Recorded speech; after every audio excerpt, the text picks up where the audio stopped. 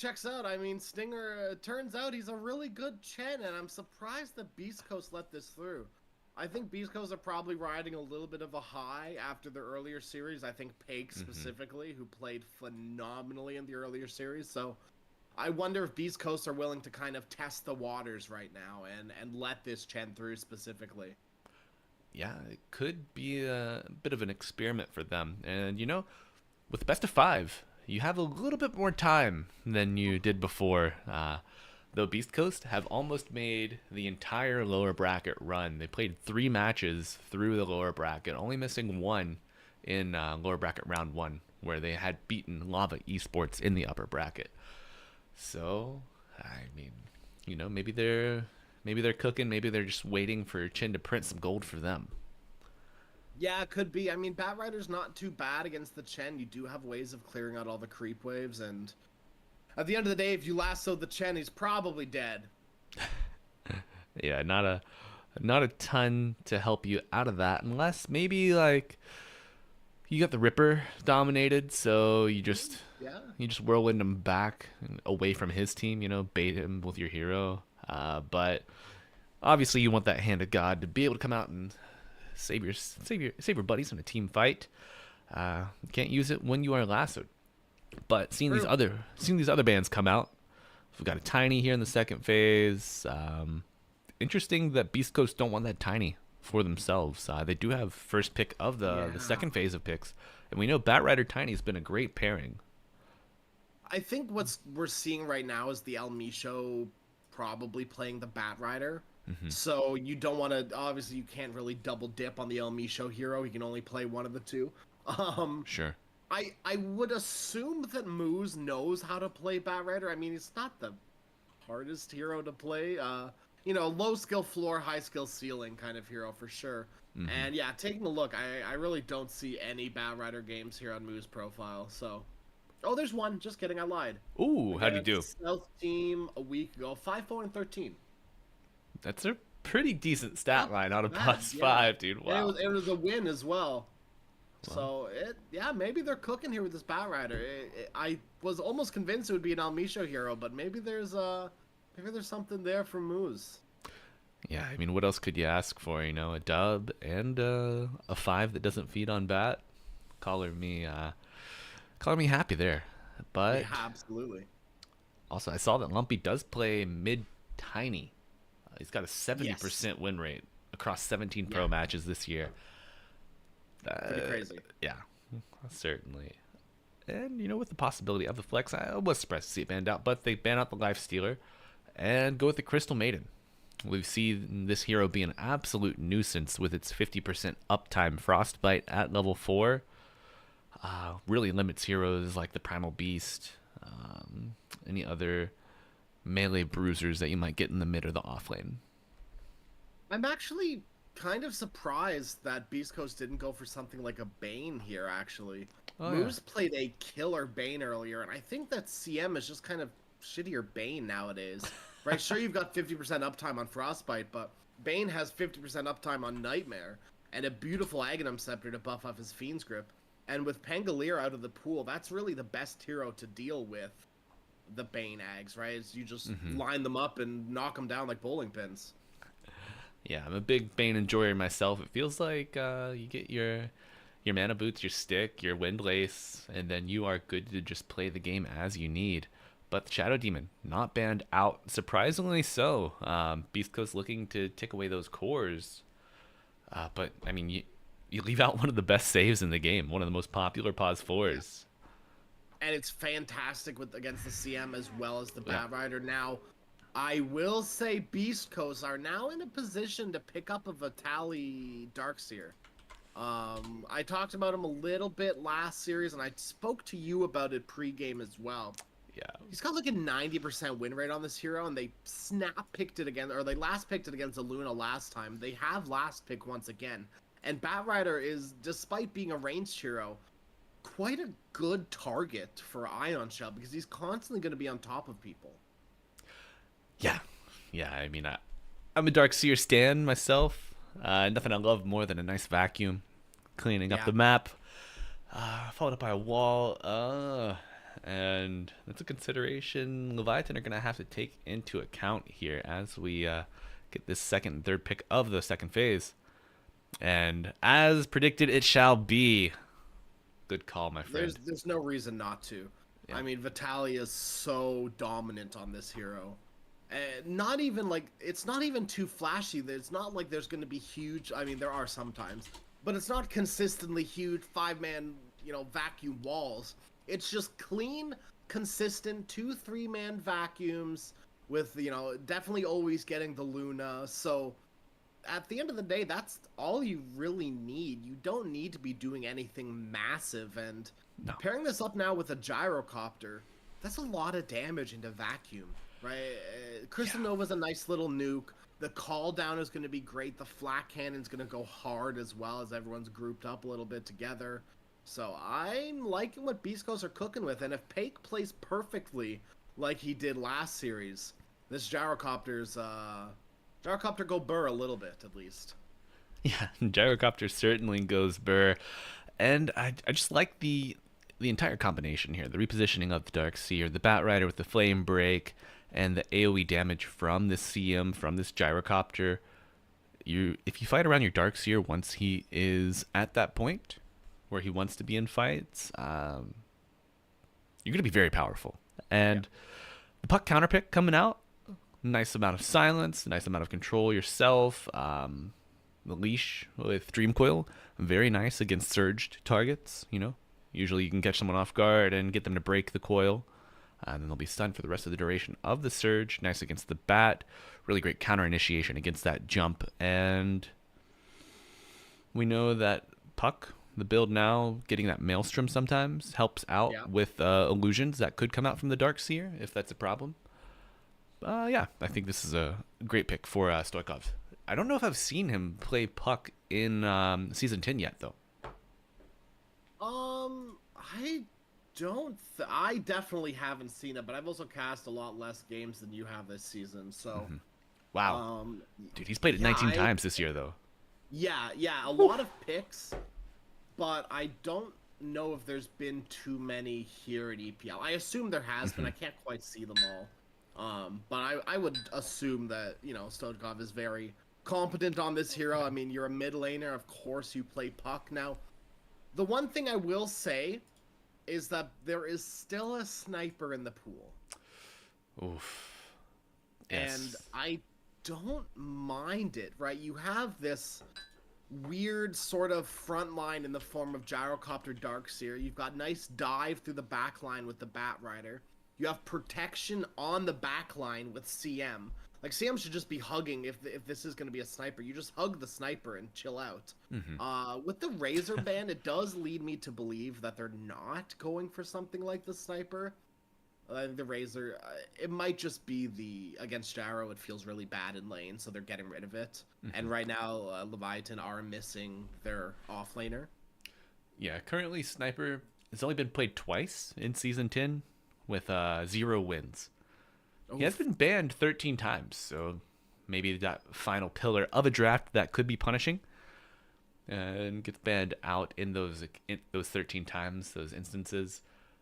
But I feel like you need a little more go, like a little more roundup here on Beast Coast. They could play the boring sit back sniper, but who wants to start off? Another boring hero. Do you just Dragon Knight? Is that? That is, yeah. Against the Shadow Demon, you could get punished though. Yeah, but then Shadow Demon, he has to make a choice between the Luna and the DK, and at that point, if you're aggressively disrupting, then Luna's all of a sudden, you're not safe from the Batrider, you're not safe from the Darkseer. So it's similar to Doom, right? When what you can do against Doom is just overload him.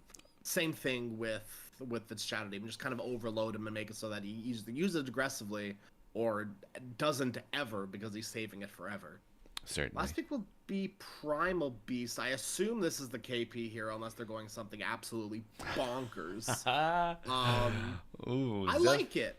I like it quite a bit. Yeah, I'm a huge fan of the offlane Primal Beast. We saw Grin run it a few times with Moo, and he played it amazingly. It gets countered pretty heavily by the CM and the Bat Rider.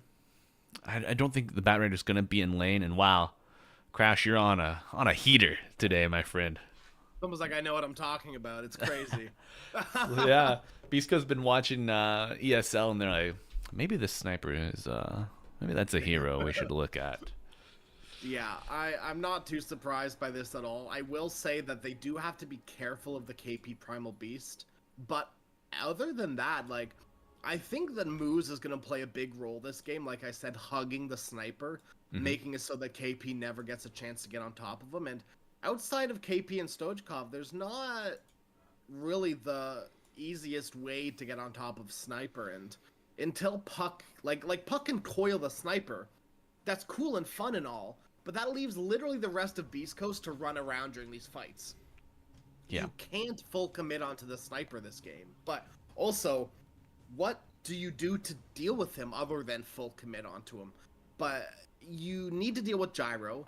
You need to deal with this Darkseer, because if he gets off and he gets like an Ags as the game goes later, auras are going to go crazy this game for him.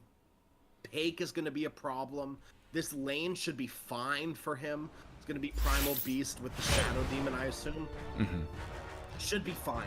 It should feel great to be the gyrocopter there, as long as he or the CM don't start feeding. But CM, like you said, CM's great into Primal Beast. There shouldn't be any feeds, maybe. Yeah, the I don't know. We've seen the Shadow Demon Primal Beast lane before. It's very, very strong. It is. They're gonna have to maybes. yeah, they're gonna have to bait out the Frostbite before they go with it. But I do think that it's gonna be tough for Beast Coast to deal with here. But yes, so we have Beast Coast on the Radiant. Let's go over the heroes and roles real quick in case anyone's joining us. It's not super familiar. We have Vitaly, position 3 on the Darkseer. Lumpy on the 2 or mid sniper. Pake on the position 1 gyrocopter in the safe lane. Moose on the CM, supporting the gyrocopter in the safe lane. And then we have, of course, El Misho on the position 4 Bat Rider. And Crash, who do we have on the side of Leviathan? Ooh, good old classic Sammy boy on that Luna, position 1. Stinger's playing the 5 Chen, who is going to be a decent bodyguard for this Luna with all those creeps, so I like this lane quite a bit. KP will be running the off-lane Primal Beast, with supported there by Zephyr on the Shadow Demon, and good old Stojkov on the classic mid-lane Puck. Classic. And my friend, we are about to get underway for Game 1 of the Grand Finals. Who do you got for your prediction here? We see a nice flame break into the disruption at the river, though. Blood Grenade gonna come out. Penitent's gonna slow him. And El Misho, not long before this world gets to the high ground, but is he gonna make it out? Oh my god. Absolute mad lad. Fast boy. He and is. Puck can't continue to chase, right? Like, you need to get back to lane at this point. No, yeah. If you give up your mid lane for this much time, it is a big problem.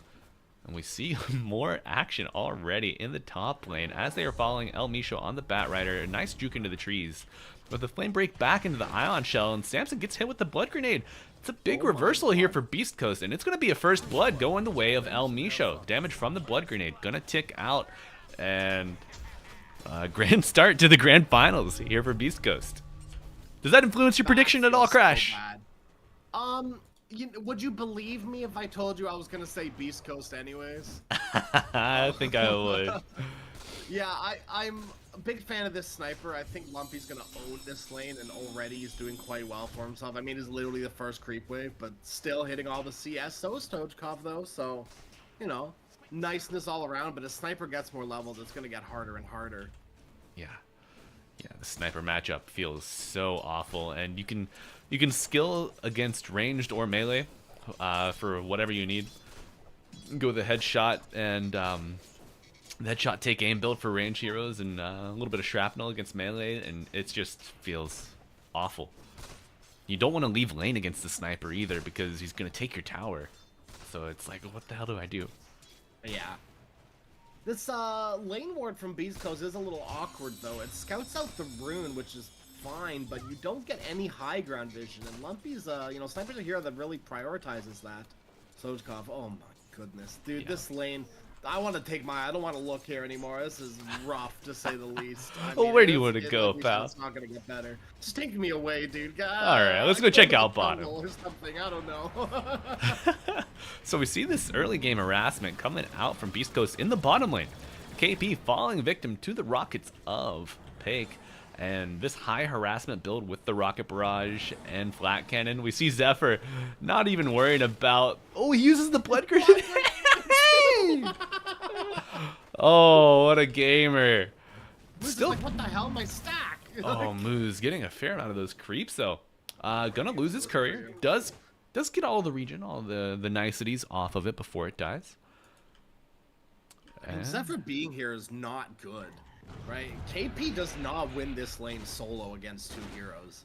No. Long gone are the days of solo offlaner, thank God. Yeah, and unfortunately we see KP pop the uproar after all of the flat cannon harass is exited. So that bonus armor you get is only going to help you with the creeps that you're tanking, and I guess you get a little extra damage there to last it under tower, but... Yay. The damage has been done, quite literally. Yeah. Oh, a nice flame break out in the top lane with a vacuum. The early kill potential coming out from Beast Coast. Ion Shell, not going to be enough as Stinger. 10 HP. Wow. What an escape moly. from the Chin. The old walkaway strategy. I hear it's very strong. No boots, no problem for Chin. You know, he needed that mounted token. He will not get it because this is a tournament game. Unluck. Yeah. And Samson trying to get his escape token here. Likely going to burn down a nice heal from the wand.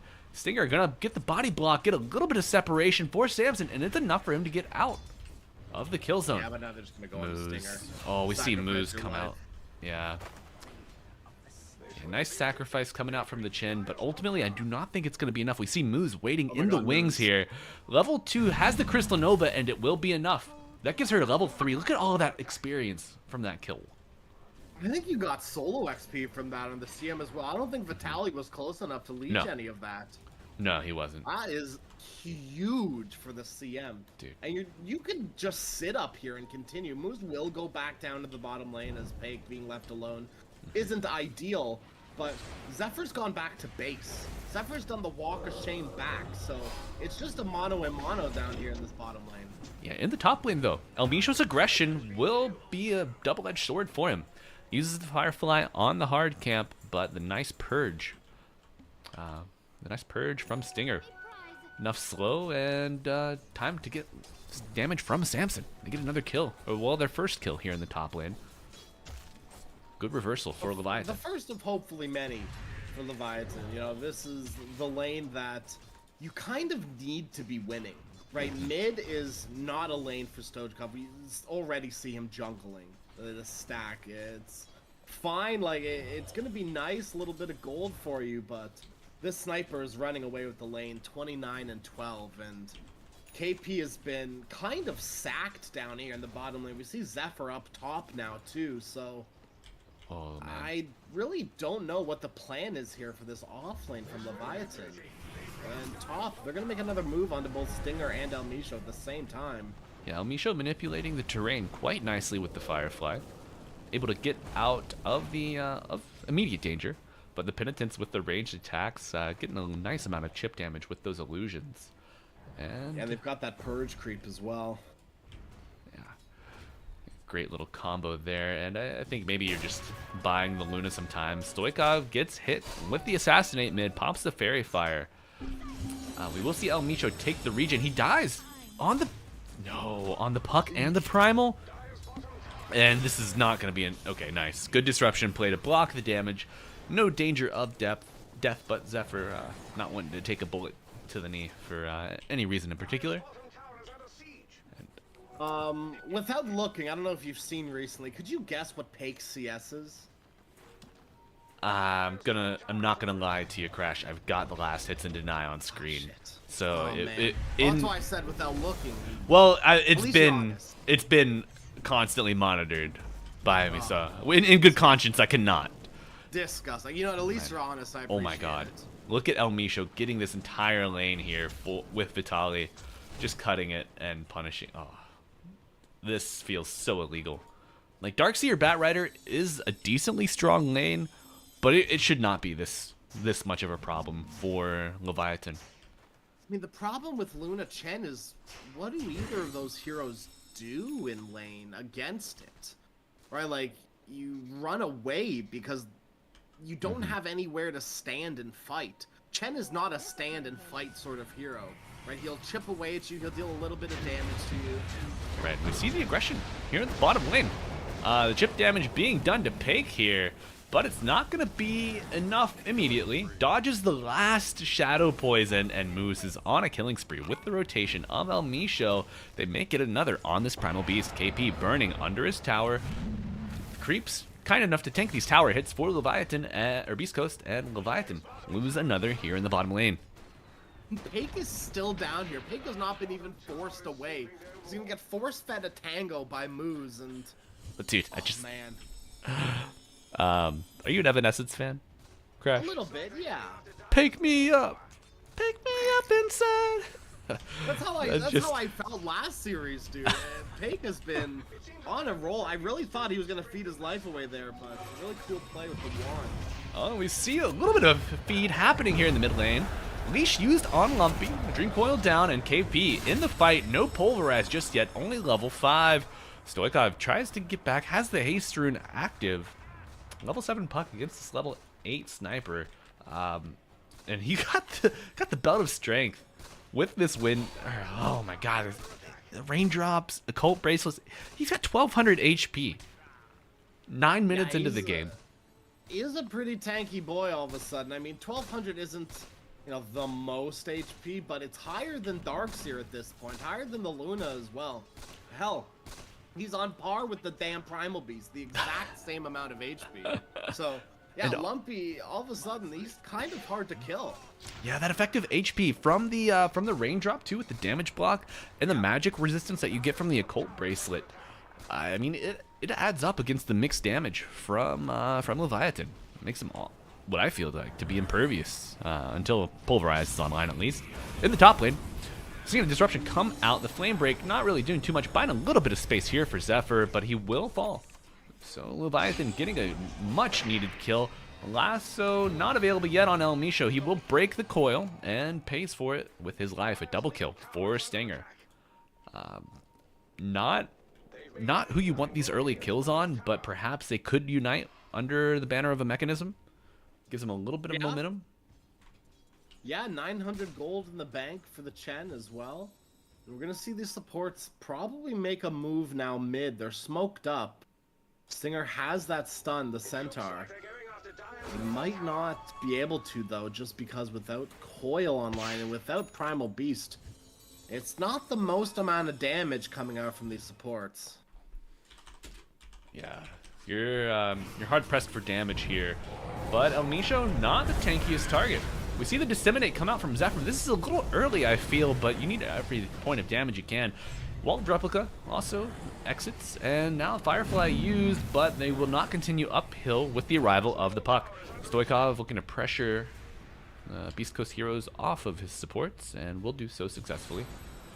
At this point of the early game, 4K behind here at 10 minutes, 11 minutes. I feel like every time you get Beast Coast to back off and use Wall, it's a win. Yeah.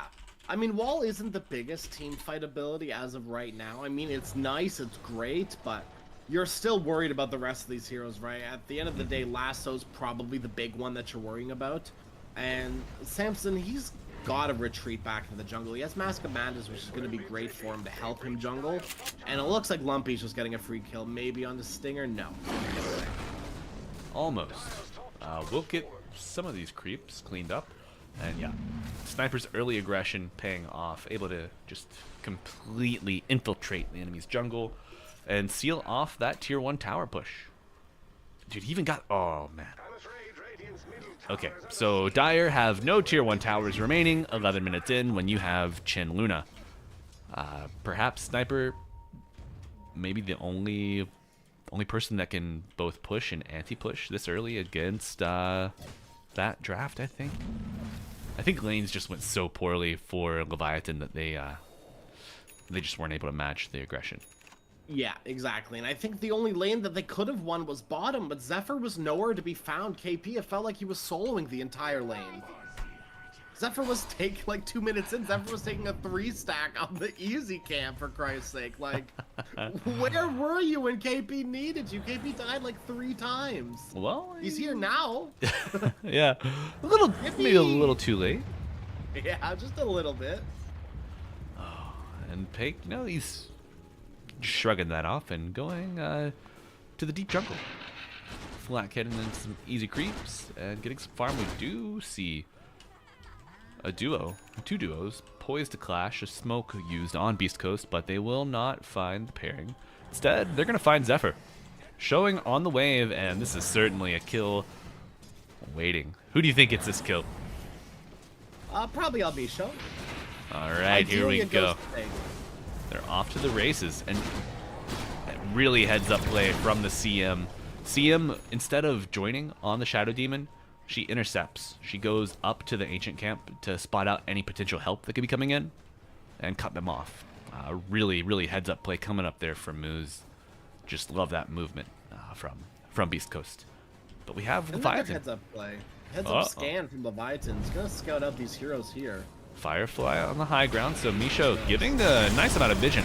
Lasso onto the chin, no Hand of God going to be used. Trample, preceded by the onslaught, now a pulverize onto the pause 1 gyro. Wall of replica coming out, and my God, it's a lot of damage here. 4 Beast Coast, 4 heroes down.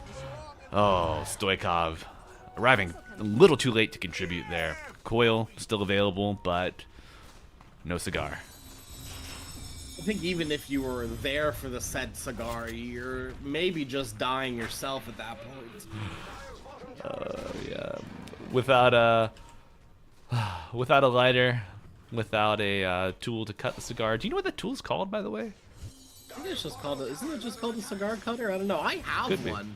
Someone, I held up like a New Year's party once, and someone just, I don't even think they brought cigars, but they just left it in my apartment, so it's just chilling somewhere in my apartment somewhere. Hey Gresh, Happy New Year. Here's a cigar cutter. Yeah, I guess so. I haven't smoked cigars in 7 years, maybe? It's been a hot minute. I used to get those, like, flavored cigars, Ooh, when I was like bubblegum 18, ones? 19. Like chocolate and vanilla. I'm not a fan of the fake bubblegum, but it was actually like they were swiftly banned because they were promoting smoking, and thank God they were, because yeah, that's exactly what it was. It was promoting smoking. I was like, ooh, this sweet little cigar, very nice.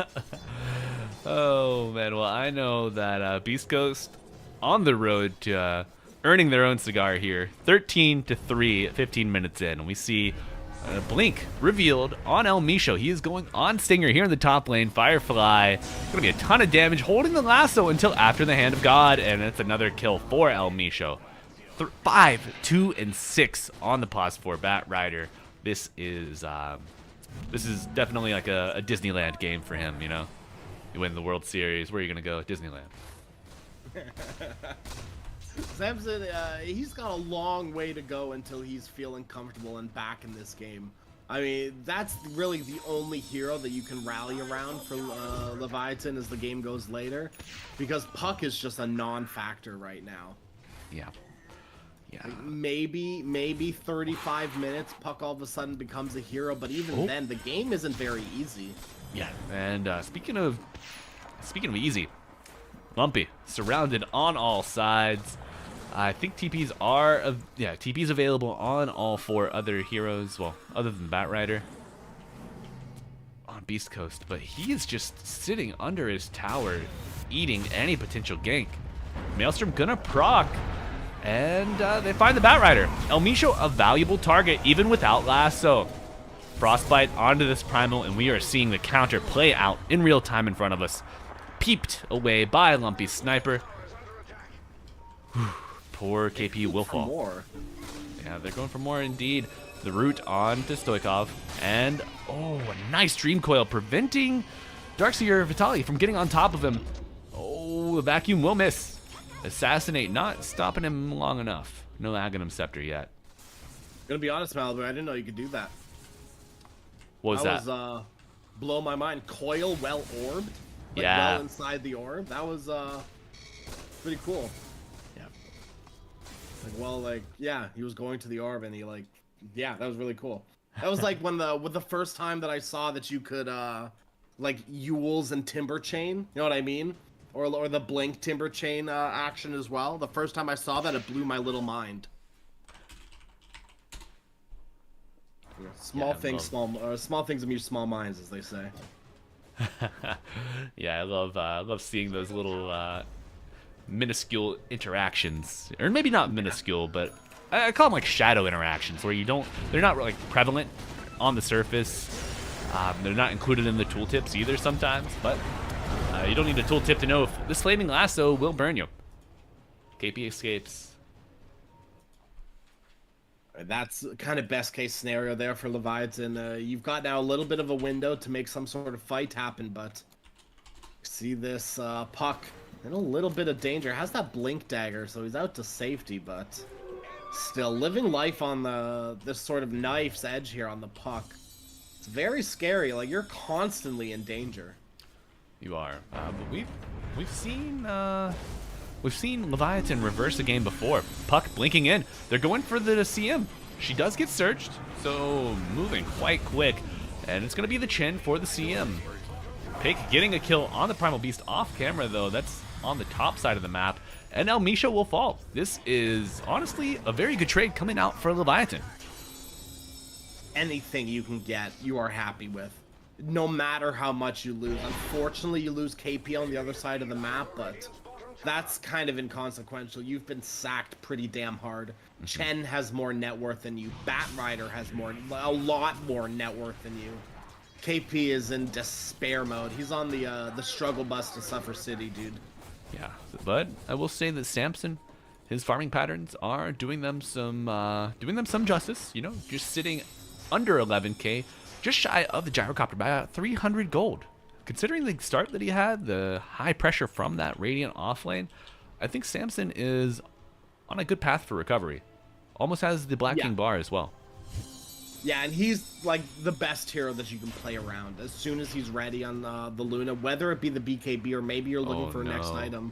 Oh, crash. They see Zephyr.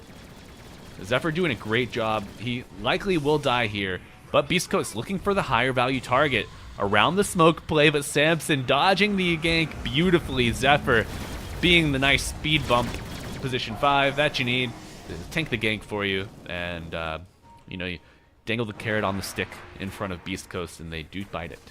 They still see Samson. No. They're still going for him. Does not have the Manta for the Dispel against the slow. Vitali in the neighborhood will hit a beautiful vacuum, bringing him back. Okay, late Manta dodge on the damage from the sniper. Vitali will get credit for the kill. That's, yeah. Things galore coming off from Beast Coast, but what they can do now is take this tier 2 tower as well as the Tormentor.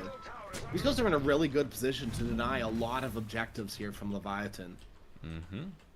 Yeah, it's might expect the trifecta come out, right?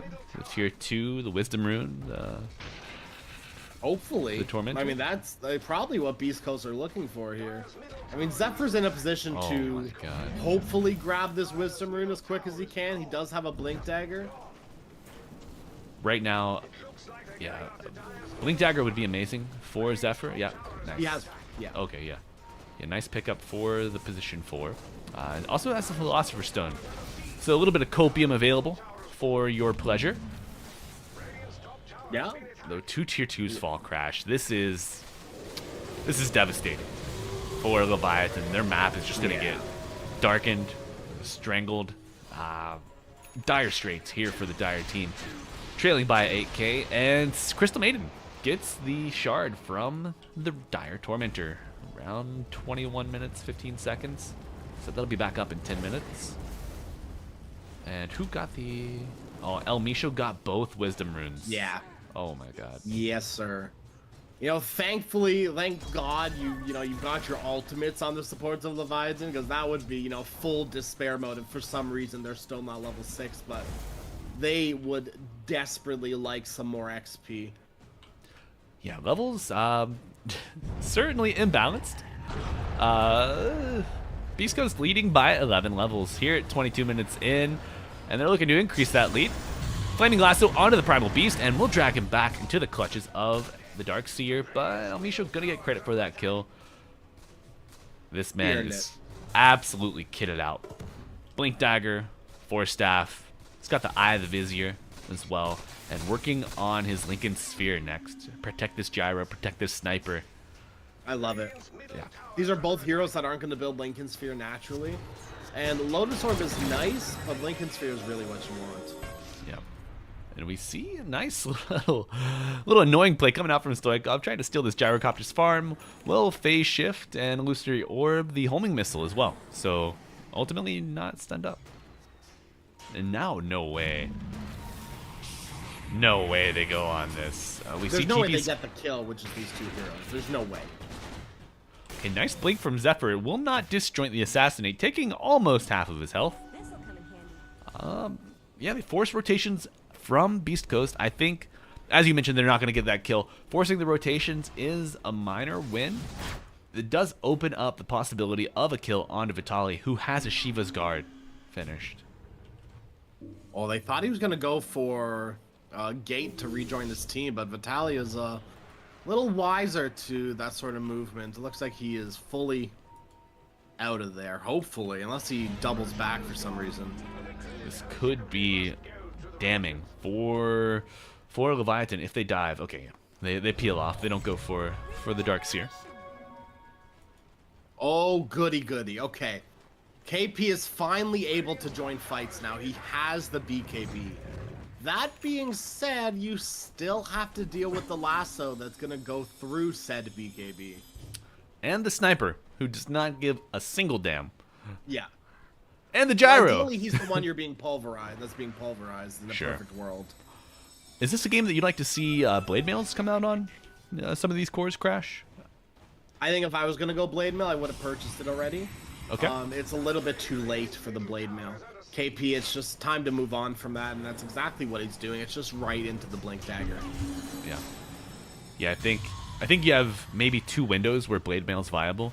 It's like between 8 to 12 minutes if it's picked up, and then ultra late game when you need to kill a core who you cannot reach, like the Sniper or the Gyrocopter. But I don't even...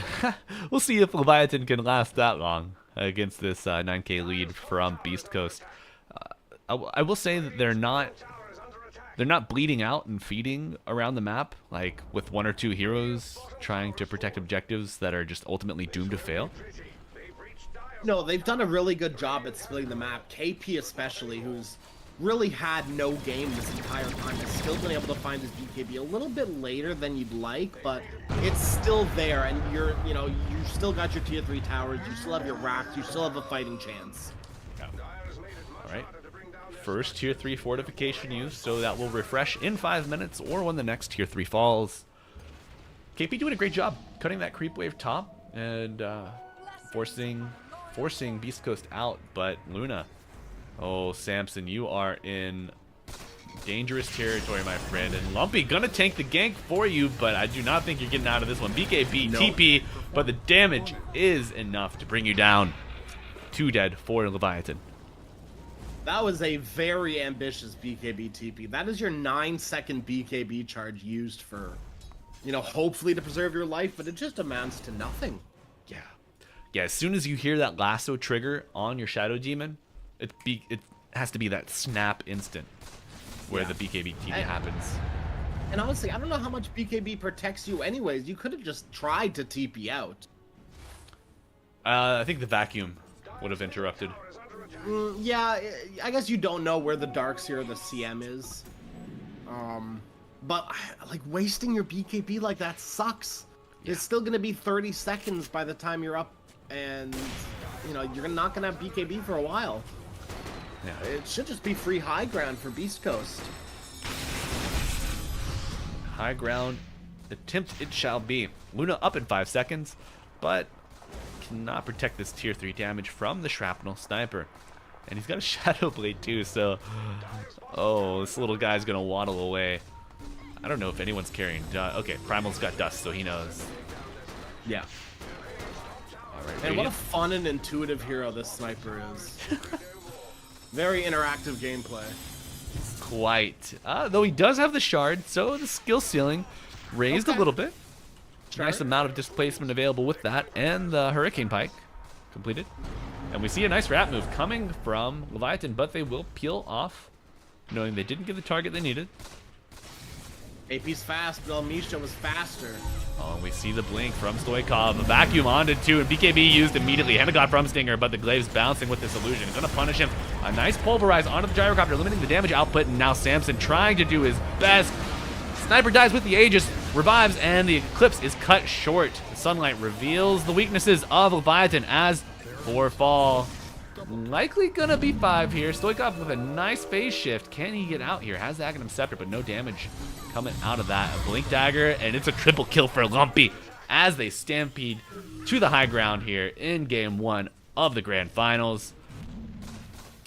Do you call early GG here? Just save your energy and come up with a better plan for game 2? Crash, what do you think? You could. I still think you have a fighting chance for Leviathan. I think you have some really good team fight abilities. And Puck, if you do end up getting this Maelstrom Ag, it's going to be a huge part of taking any sort of potential fights. It's not like Beats Coast are going to take your entire, like, all your racks here. Sure. Especially without Pake. It should just be one lane, and Leviathan, they're going to live to fight another day. Yeah. And, I mean, we have seen Leviathan make comebacks before. I mean, most noted, I think, was it Beast Coast they played against? No, it was a Starbacks.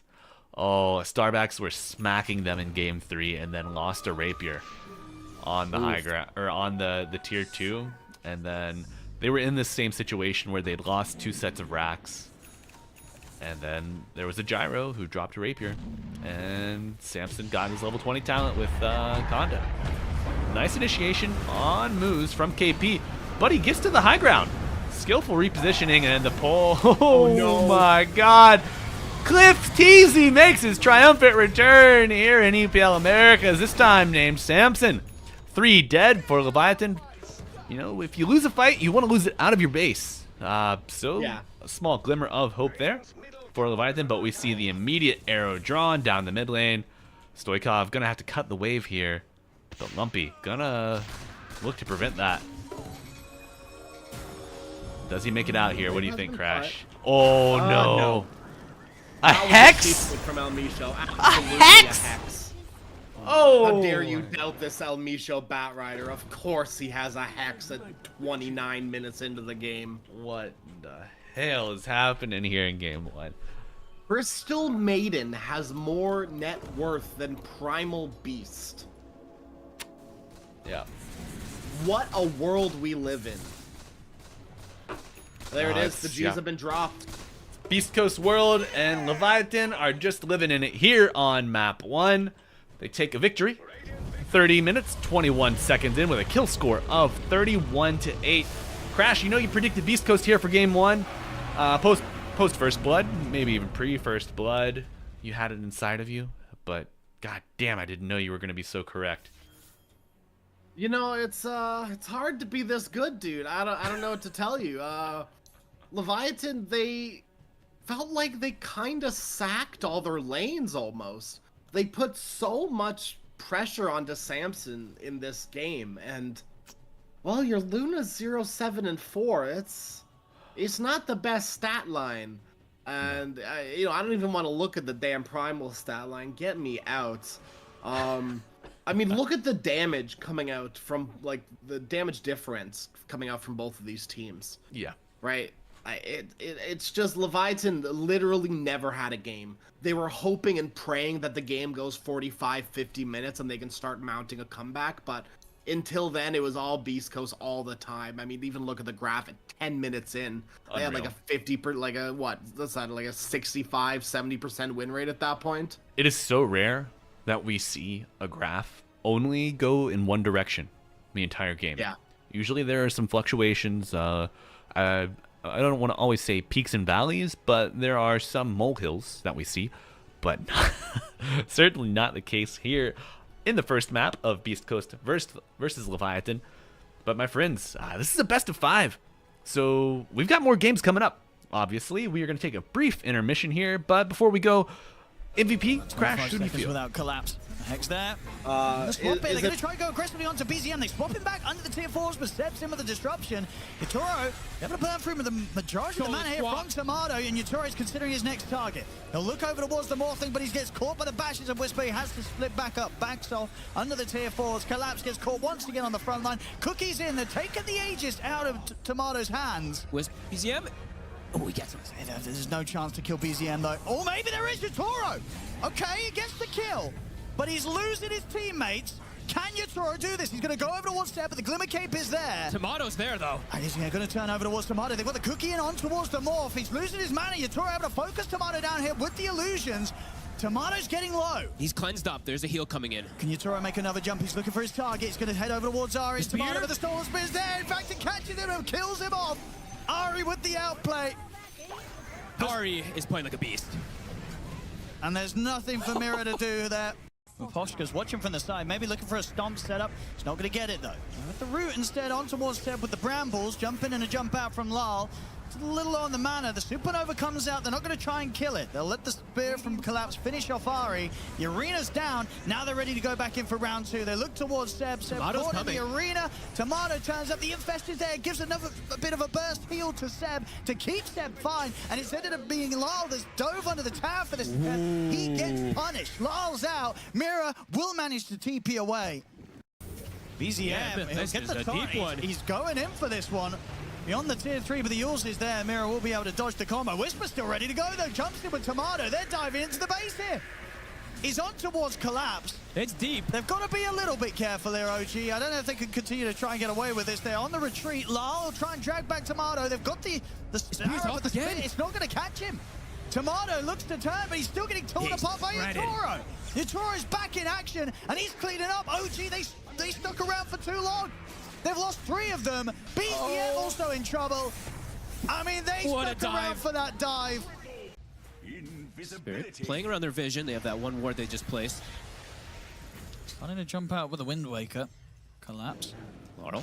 Gem is on top of him. They've got eyes on him. They'll head back for now. They'll turn with the Bramble and the Curse Ground down onto Whisper. Tomato's got the BKB. Tomato. He's still getting torn apart, but he's got the Axe. We'll be able to jump inside of Yatoro for now. Yatoro also getting caught by the Fiend's grip from Ari. And that's a good grip. That's a big grip. He's out for 90. Great they kill off the Luna. Now they're ready for more.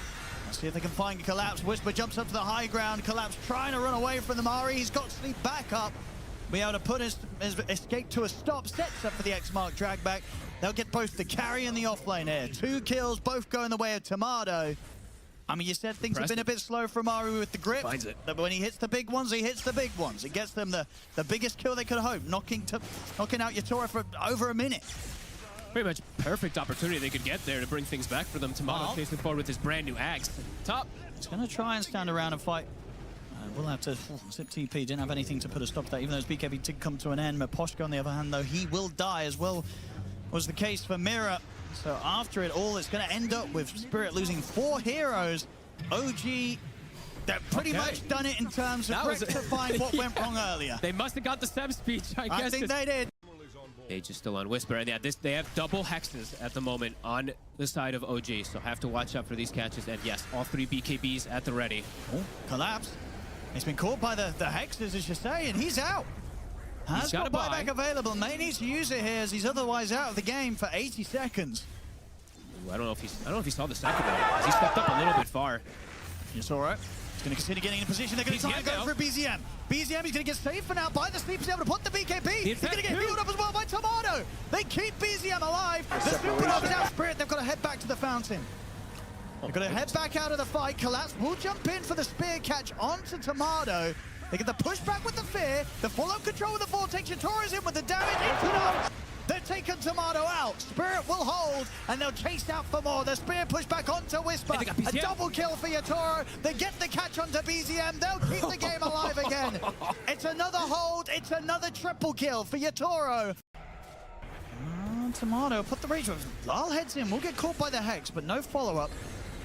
Yatoro's in. I mean, They're on Collapse, BZM. they've managed to burst through the cooker immediately. Collapse and Yatoro find BZM, and he's out of the fight as soon as it starts. Oh, this is so awkward. They're trapped in the corner. I mean, what do they do? Does he buy back? There he is. BZM's going to buy back for this one. There's the jump of the backwards, but Ari's got the Axe Fiend script. He's controlling the storm for now, but Yatoro. Lal doesn't really care. He's perfectly able to zip over to the safety of the left side of the fight. Yatoro, though, will He's go gone. down. They stuck on him. Now, the question is if Yatoro wants to buy back. Does he want to try and turn their efforts in this fight, try and get it back their way as Lal's getting run down by Whisper? Still with not a lot of mana to play. Looks like Spirit are just going to try and write this fight off. Miposhka will turn with a stop, but the Hex is there in time. OG, they're going to be able to take down the ET as well. See what they can get away with. Tomato in with the Rage, working on the tier 3. Safety of the X-Mark drag back. Will still get caught by a Stomp. Collapse. He's taking it back over, but he gets caught by the Hex. Lars in with the BKB. Whisper. Where'd he died go? in an instant. He's gone. He'll buy back. The feed script's there on the Lar, but it's not enough time to lock him down and finish him off. He'll still get caught by the X-Mark, though, and he's But Tomato. Oh my They're God, the getting the damage. clean up. 3 dead on Spirit. They have to use the buybacks. Yatoro's back in. Miposhka's back in. Mirror's back in. The silence down onto BZM. They're going to try and take him down twice, though. Still has this Aegis, of course. The Spear will get him.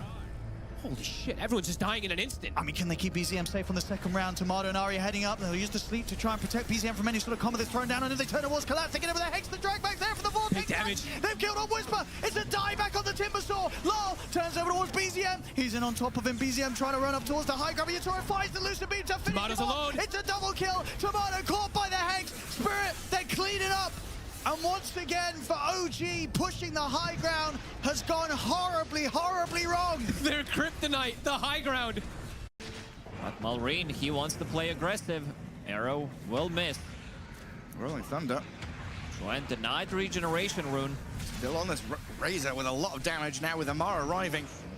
And that Rolling Thunder ending. Curse Crown is there. Amar with crit still going to get on top of Jokam for a double kill on your Viper. Now Ponyo very isolated, left out on an island. Not much Akashi can do here. Level 5, 10 minutes in, so not even a defensive chrono available here for Akashi. As the Moonlight Shadow is going to allow Falcons here to close the gap onto Ponyo. They really want that forward. level 4 maiden, huh? Get it. Big chunk of money, 221 for Malrine. Yeah, we've seen these games, though, where some teams only get support kills, right? Just killing off a position 5 over and over again. At least Talon are finding core kills, important ones to try and buy them time to get into late game. And good attempted move by Chuen there to get to high ground, but now he's stuck on low ground, moving and turning around onto Snaking. Dragonite in, and with that Good breakdown squash. on Timbersaw, tons of magic damage comes his way. WS and Jokam both fall. Amar with a double kill. And is that the Crystal Maiden trying to scurry away with a couple of hundred health? They don't see her. Instead, turning their eyes and targets onto the Faceless Void to bring him down, and a triple kill. Yeah, I think at this point, Talon needs King Jenkins and his entire round table to come in on their Knights and Lancers to try and hold back the Falcons here. Viper on the front lines, holding them back as Skitter will get away from the Chakram damage. Malrine moves forward with a jump in, Rolling Thunder. There's a Freezing Field and a Chrono there onto Malrine. They're going to get the kill on the Pango. Down he goes. 2,000 gold into the hands of Talon. And Akashi moving forward. I think Faceless Malrine Void. is going to buy back. I think think so? he's going to buy back and they want to end the game. Rage bite, let's go. I mean, Chrono's down. What else is going to stop him? Skitter still just beating at buildings. Amar, the real carry in this one, going to stand up on the front lines and hold them all back. Chuen with his BKB, trying to chase into the Viper here. Ooh, dodges the Terrorizer, looks like, with the Manda style. Skitter holding the ground, but the Viper's going to fall. Talon fighting back. They get the takedown on 1, 2 cores, now a third. Aegis gone. Crit the Snaking, trying to Malrine turn is back. back. Malrine did buy back, you're right. With the Rolling Thunder back in onto the Faceless Void. They're going to get on top of Akashi. Can he try and walk away from this? Does he have the protection? No, the Oh, King that Stone's rolling thunder. far too good with the arrow over the top of it. Ponyo now in trouble as well, but WS and Chuen are still going. Snaking has that leap to get a bit of distance off Malrine and Crit. Turn back around. They've got the firepower here to bring down Chuen. Buybacks ready on the Razor. No Faceless Void and no Dark Willow now, though. Didn't get much done in the last couple of fights. Nice vision. Joe Cam, he can find the hoodwink. Oh, but hang on, that Gleipnir holds him back. Malrine breaks away from the static link, turns onto the Tiny, and the Doom is there onto the Zeus in the back lines. Akashi has to sing the song, try and buy time for the rest of the team to get away from the Doom, but look at Amar, he's going wild. He's unleashed the beast onto the Zeus, taking him down, and now the rest of the team can come and help him. Snaking with the bubble, saves the Doom, the turn on the Nagasar, and brings Akashi down to the ground, and Chantra's in trouble as well, and Falcons pummel Talon, absolutely annihilate them. Yeah, it's really a possibility right now. Gleipnir onto this Razor. Might have to BKB, a good amount of damage and control on the Weaver, pops the Aegis immediately. Sharpshooter's coming, trying to aim it in onto WS. They've lost Snaking, crit nearly falls, but Amar and Skid are going to work in the actual fight proper, killing off the Razor. Joe Cam, Ponyo, Akashi is now turning tail and running, but the Gleipnir once again cuts them off, holds them in place to find the 2 support kills that the Falcons will gladly take. Team Falcons, there's a tier 2 standing top, so they can't go for the full megas or anything like that. But Skitter will get himself down to low ground. Look at this Tiny. Crit gonna scurry away, but blasted by the Zeus. Good pick by Chuen. Akashi, though, the one in trouble. Naga down with buyback available. Might have to come back into the fight because WS is in serious trouble. Draining damage from Amar, but Malrine stands his ground and takes him down.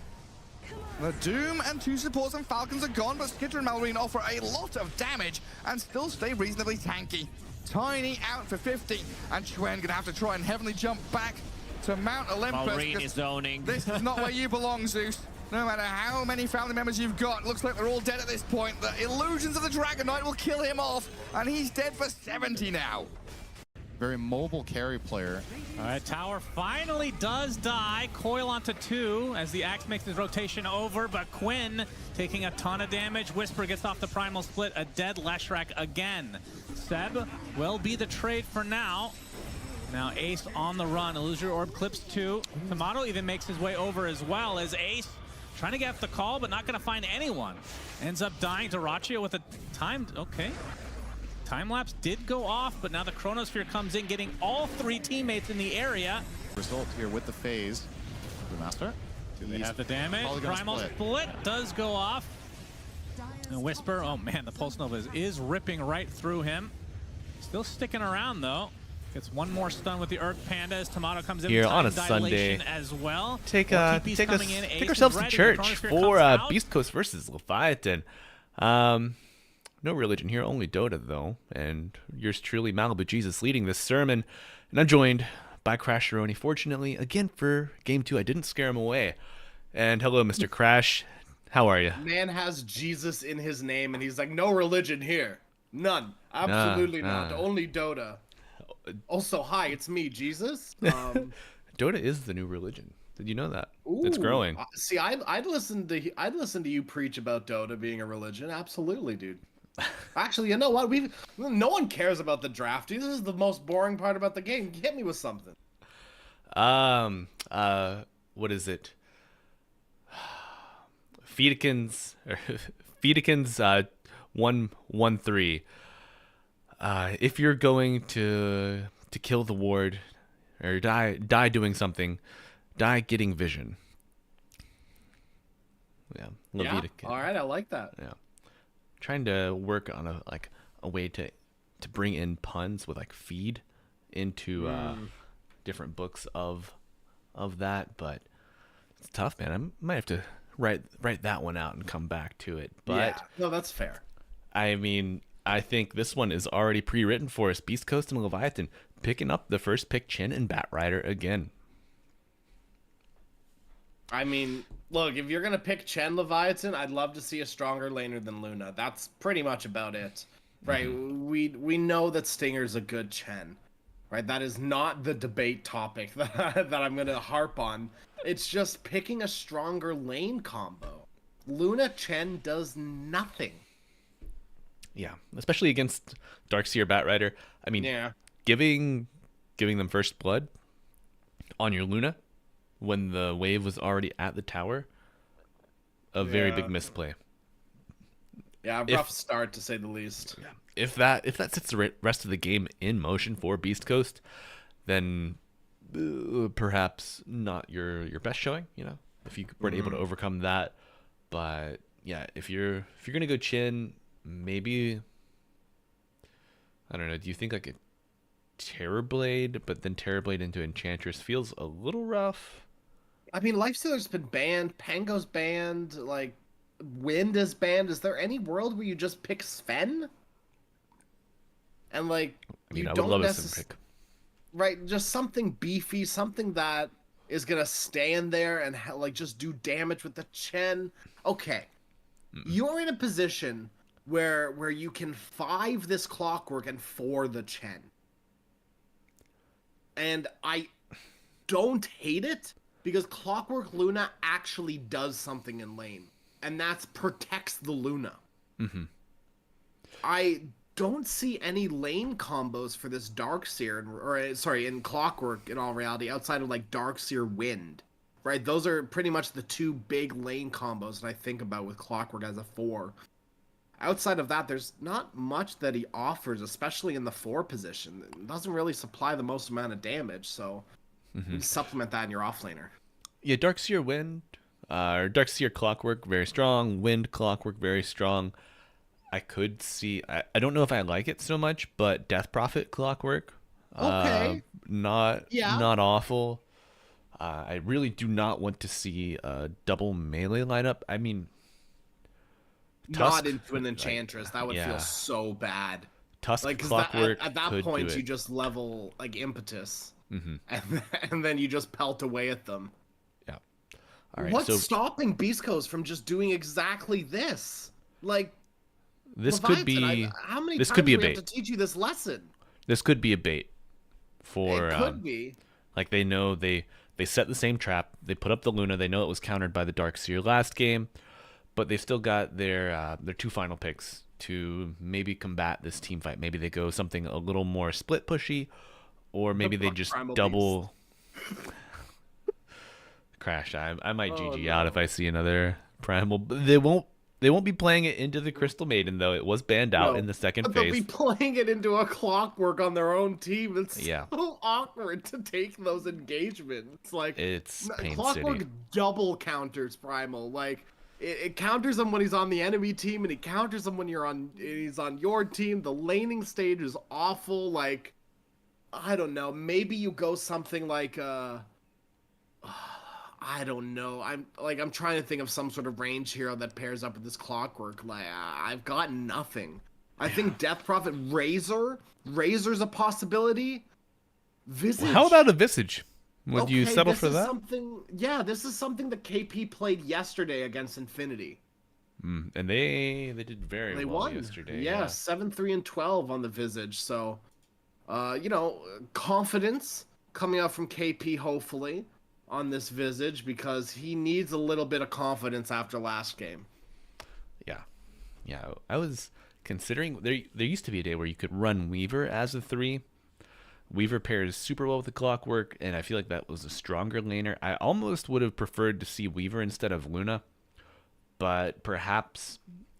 So if Leviathan have a better laning stage, Chen, Luna, Visage, that is a high power pushing lineup, and they ban the sniper. So very good call. Could be a good puck game. Was not the problem. No. Right? Stoikov was not the problem that game at all. And to be fair, I don't think there were too many like point finger type of problems on Leviathan. It just felt like Beast Coast kind of outplayed them. They won every single lane. Like, I only have so many fingers to point at so many heroes because I'd be pointing at all of them in little different ways. Yeah, and you know what they say, be careful when you point the finger, because you got 3 pointing back at yourself. Wow. That's Yeah. actually specifically, that's how I point, yeah. That checks out. Do I Canadians actually use point 3 differently? fingers on the other hand. Do you use the pinky when you point? Yeah. You! We point pinkies out. It's very polite. Do you bite your thumb at me, good sir? A little Good, Shakespeare? ooh. A little Shakespeare for the day? Yeah, see, I was never... what's that from? Romeo and Juliet. See, I never got Romeo and Juliet in like middle school, high school. We did Midsummer's Night Dream instead, which I enjoyed a lot more Classic. than Romeo and Juliet. Because at that point, like, I feel like everyone knows the story of Romeo and Juliet. What's the point in, like... Because then you get to watch the movie after you read it. Like, I will say, it's so fun. I will say, did you watch the mid '90s adaptation of Romeo and Juliet? I did on my own time, yes. William Shakespeare. Oh, dude, that movie with Leonardo DiCaprio, absolutely, It's certainly special. absolute banger. Yeah, it is Absolute quite banger. special. I would recommend it to maybe I'm gonna go back to it one day soon. Maybe there's something there. We'll do an I'd EPL watch like to party. go through. Yeah. I like to go through a few of them because even Midsummer's Night Dream I like to maybe revisit because I quite enjoyed that a while ago. Oh, yeah, and it would be remiss if we did not revisit our sponsor, Cyberscore. Ooh. Yeah, leading provider of stats and real-time data for all things esports. Dota 2 primarily here with us. I mean, we use it for every cast. It really helps us find predictable picks, predictable strats for these guys. I love it. And Except keep those real-time stats out of Twitch chat, or you're gonna get hit with a nice swift ban by one of the many mods in chat. So right, chill out with those live stats. You can get them on Cyberscore. That's cool, but they're for your own viewing pleasure. Damn it. Yeah, don't make me point 3 fingers back at myself. Yeah, how when dare I point you? at you. And looking to point the pointy end of these swords at Beast Coast. Leviathan take the Ember Spirit. Is this something? I mean, we've seen Stoikov Ember Spirit pop off before. Other than the lasso and potentially a Gleipnir on the Weaver, Beast Coast don't have a super good answer for it, but they will. They will take the laning answer for it in the Lumpy Monkey King. Okay. I mean, at the end of the day, you are still heavily lacking lockdown for this Ember Spirit. Mm-hmm. But I mean, if you dumpster him in lane again, we saw what happened. Stoikov last game had, really no impact on the puck. Not necessarily his fault. He was clearing creep waves. He was jungling. He got his items. He had a few good coils, but you got nothing out of lane, so you had to spend the first 15-20 minutes recovering. And at that point, Beast Coast had run away with the game. They were like 10k up at that point. Yeah. I like the 3v3 for Beast Coast a little better than I do Leviathan pre-6. The tree vision from Monkey, kind of nice with the Firefly and the Enchantress. They've got a lot of great You just slow. gotta not cut down the Monkey King tree. Yeah, there is a little bit of room for anti-synergy there on the Beast Coast lineup. But post level 6, I really love Leviathan's ability to rotate with this Ember Spirit. The vision from the Visage Birds with the Clockwork Flare is going to be instrumental for them in their efforts pushing these towers and taking these late laning stage, early mid game fights. I think the Leviathan draft is much better sorted to perform here in game 2. But Crash, what do you think for your prediction, my friend? And of course, we have to reset our observer settings because small indie game from a small indie company. I'm gonna. Oh man. Okay. Leviathan. My problem with their lineup once again is they need to get out of lanes. Mm-hmm. And you're dealing with Luna Chen again into this Darkseer Batrider. We know how this goes. We know how the Ember Spirit Monkey King at least should go. It should be Lumpy favored. Pretty heavily as well. It's not as soul-crushing as something like the Slardar, pun intended. It's not as bad. It's still gonna be rough and lumpy. This is maybe a game where you can afford going something like a Gleipnir on the Monkey King. I wouldn't hate that too bad. Yeah, maybe same thing on the Weaver too. Yeah, double Gleipnir really gonna help you out here. With the lack of hard lockdown, you get potential for Centaur with the Enchantress. I don't think we'll be seeing the old throwback to the Helm of the Dominator build on the Darkseer, though. God, I miss it. Those, no, I hate those were the days in Dota, because those were never the days. And we'll see El Misho here in a daze as the Battery Assault gets him stunned up, but a nice flame break, gonna get him off of his tail. And No, you didn't like the Helm of the Dominator on every core, so you could stack your jungle over and over and over. I thought like that was fine, but I think when I think of those were the days, I think back a little bit further. Like I think back to when I first started playing Dota. I'm thinking back to observer wards costing like 100 gold. Oh God! You're having to upgrade the couriers, having to buy the couriers, having only one courier. Oh yeah, that's sort of what I'm thinking, right? And those were not the days. And then For a little bit supports. further, the solo offlane meta, those were not the days either. Yeah, being a support in those days was just an exercise in both futility and frustration. It felt A lot of frustration. Yeah. Because what would happen for anyone who didn't play that at that point either? When only there was one courier, the mid lane would hog the courier for the first like 7 minutes of the game, and side lanes just got nothing. Yeah. Yeah, you're those were the days of the divas in the mid lane. Yes. Still somewhat embracing the style of the diva, but maybe a little lessened by time now. And let's talk lanes, Crash. So in the bottom lane, we've got Moose Enchantress, Peg Weaver, double range hero, so a lot of harass potential, a nice amount of heal with the Enchantress Nature's Attendant, versus Zephyr on the Clockwork and KP on the Visage. How do you think this lane plays out? Pretty much exactly like it has been so far. It's a little bit of a non-factor unless you keep trading into the Clockwork, letting Visage get those stacks of Soul Assumption. That's when things might start proving problematic, but as long as you're chilling out and not doing considerable harass, like you're not over harassing the Clockwork, because he doesn't really care. He's gonna brush it off. It's not like you're full to zeroing this Clockwork anyways. That's when maybe they start having kill potential on Leviathan. Understood.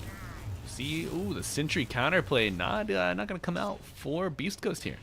So it's still gonna have that Weaver revealed upon using Shikuchi. And we see the first use of Enchant on the Clockwork, but that damage goes both ways with this Visage. Dude, that Soul Assumption 4-second cooldown is insane. It's so dumb. I really think that if the meta was in a better shape for auras, Visage would be in a much better position than he currently is. I just think auras aren't too strong. I mean, Vlad's is great on the hero, don't get me wrong. And I think Bloodthorn is pretty good too. It's just there aren't too many big, strong items. Like, he's not a full aura buyer. He's like this hybrid aura damage sort of hero. Mm-hmm. Mid lane, Lumpy and Stoikov, they're trading blows. No one's gonna die, but Lumpy is running away with this lane, dude. 18, 19 to 6. Now 20, making me a liar again. 21 to 6. To the 10 and 1 of Ember Spirit. This is exactly what we expected. Yeah, quite a tough matchup for the Ember Spirit here. The fist helping you dodge the Boundless Strike, but it's so painful. After he gets the Jengu Mastery stacks, Boundless Strike the hero in the creep wave for a full heal, it is impossibly difficult to trade into this Monkey King mid. Yeah. Playing this one as it should go for the Lumpy, 23-7 as you mentioned, to the 10-1 Stoikov.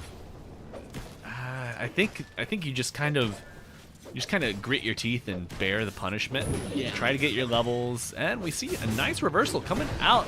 Stoikov gonna dodge the heal and get first blood mid on the matchup that we thought insurmountable. Amazing play. Hit your boys. Absolutely, Sammy boy. That is what you need to do to revitalize your team, right? Well played, good shit, Stoikov. That was completely unexpected, right? Love That's it. just over-aggression from Lumpy, it seems. Yeah. And I will say that there were quite a few creeps, so the Slide of Fist, I think it went on a little longer than Lumpy could have did anticipate. And we see him get killed for it.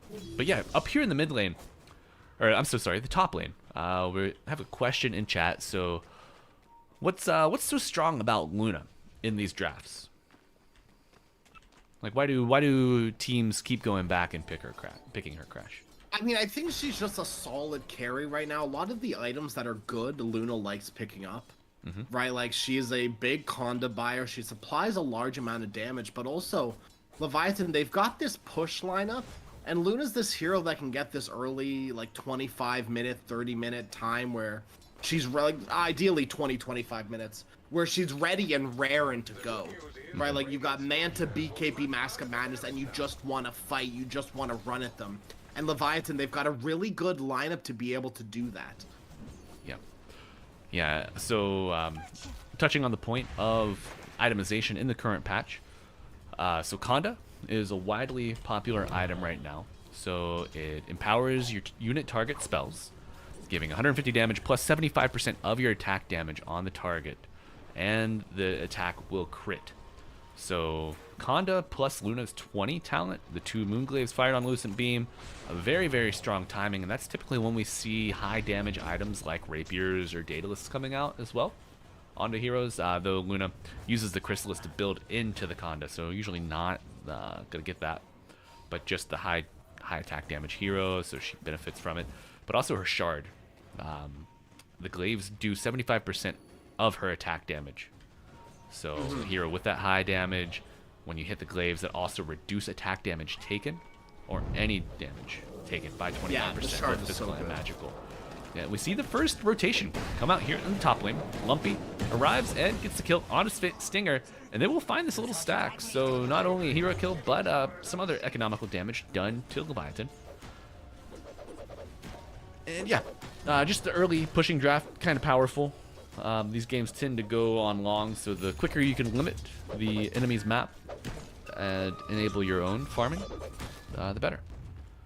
All right, we see Wisdom Runes go 1 for 1. So supports a little fighting more on more even footing here, though level 4 on the supports of Dire, and we do have level 4 on both of the Radiant supports as well. Oh, in the bottom lane, Pake in danger of death. The Cogs and the Soul Assumption, only level 1. It's enough damage to bring down the Weaver. Yeah, Zephyr hitting level 4 is kind of huge. I mean, level 3 is even big for this Clockwork. Look at Monkey, he's a little tango. Hanging around behind these trees. He's being a little sneaky boy. But I don't think he's got kill potential, so maybe he leaves. No, he's double backing. We'll see, but also top. Stoikov. No, he's back mid. He's out of there. So it is bottom where we're seeing this aggression. Lumpy. Mass teepees. Everyone and their mother coming down here to the bottom lane. And call your mother, call your father, call your brother and your sister, because we've got a death to report. Lumpy, the Monkey King, has fallen. For the Clockwork, you know, you lose your clock, you lose your chin. Think you're almost content to make that trade, especially Enchantress getting the gold there mostly. It's gonna be an early. Is she going drums first? No boots? Yeah. Yep, I saw this earlier today, actually. Waxon and I were both questioning it pretty heavily. But you're already walking around at 350 movement speed, and I've come to the conclusion that drums are just the expensive boots. Oh, and the kill onto Samson. I feel like this was a long time coming. Yeah, staying top when you don't have any supports nearby, and the Batrider not really showing anywhere else on map. A bit of a death sentence that's self-prescribed. Yeah. It's a little bit of a misread of the game, it feels like, and yeah, that's gonna put him a little bit back, but he's TPing right back to the lane. Samson, outside of the wall cooldown, El Micho, he's gonna hit 6 shortly, and if they can, you know, find that 6 sooner rather than later for El Micho, they're gonna fight. Samson's gonna be in trouble again. He would have been, though I think the rotation from Leviathan gonna prevent that, and they don't engage.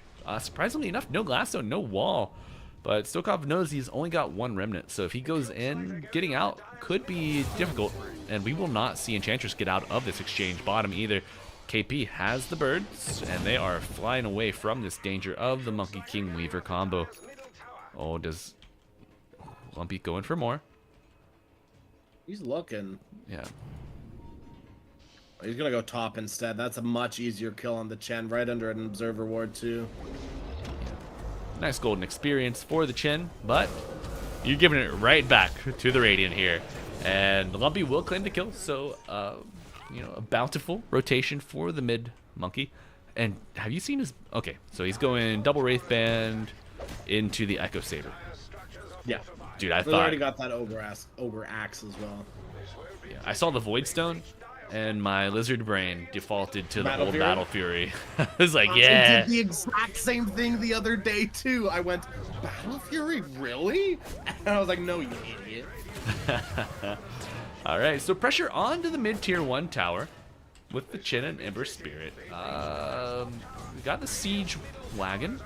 Some Golems, no Skeletons able to push with this wagon. And earlier, so we saw Enchantress get the Troll Summoner and get the Skeleton Summons.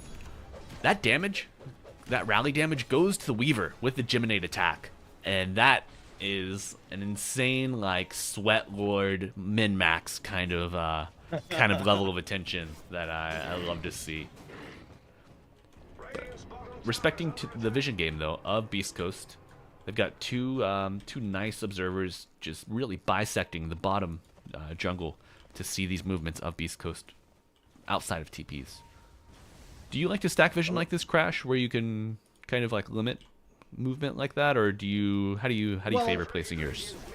I think it's okay because one of these wards is about to expire, but I think generally these two wards kind of do the same thing. Okay. I think there is a world where you could just replace the slower observer ward down here and just kind of run with it. Down where? I'm sorry? The lower one, just or sorry, I guess up there. I should be the better saying there. And the one just a little bit further. Gotcha. It expires, so this ward still feels good. It shouldn't really get destroyed either. Lumpy. Zephyr, what a play! Puts the cogs down, not even having a hook shot to protect the rune. He saves it for his Ember Spirit. That's the kind of support we like to see here at EPL Americas.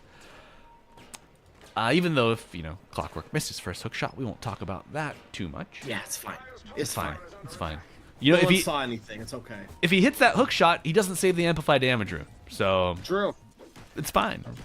But taking a moment to evaluate net worth, it is an entirely different story here in Game 2. Luna, Samson leading the chart, 6.4k, though swapping places with this Darkseer.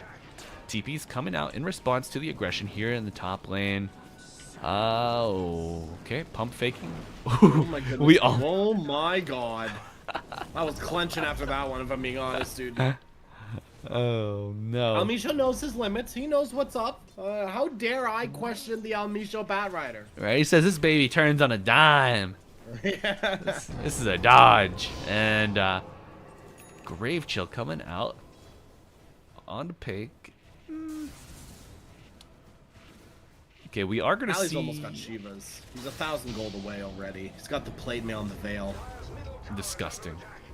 Has He's the so shovel. Tanky. Dude, and look at this. 3 shovels on the side of Radiant. You know they're digging up bounties. Yeah, you hope so at least. They stay. Or maybe just kobolds. Which I would take a kobold, but yeah, they're gonna take a wall replica. Here, KP is bugged up. The swarm has been placed, and his birds are flying out, trying to get to safety. It looks like they will continue to chase. KP will fall. The Maelstrom proc happening on the Geminate attack. Beautiful, beautiful aggression, and the Wisdom rune. Who gets it? Oh my god. Okay, Stoikov gets it bottled, so ending the assassination attempt from Beast Coast. What do you see, my friend? Zephyr just hookshot Stinger.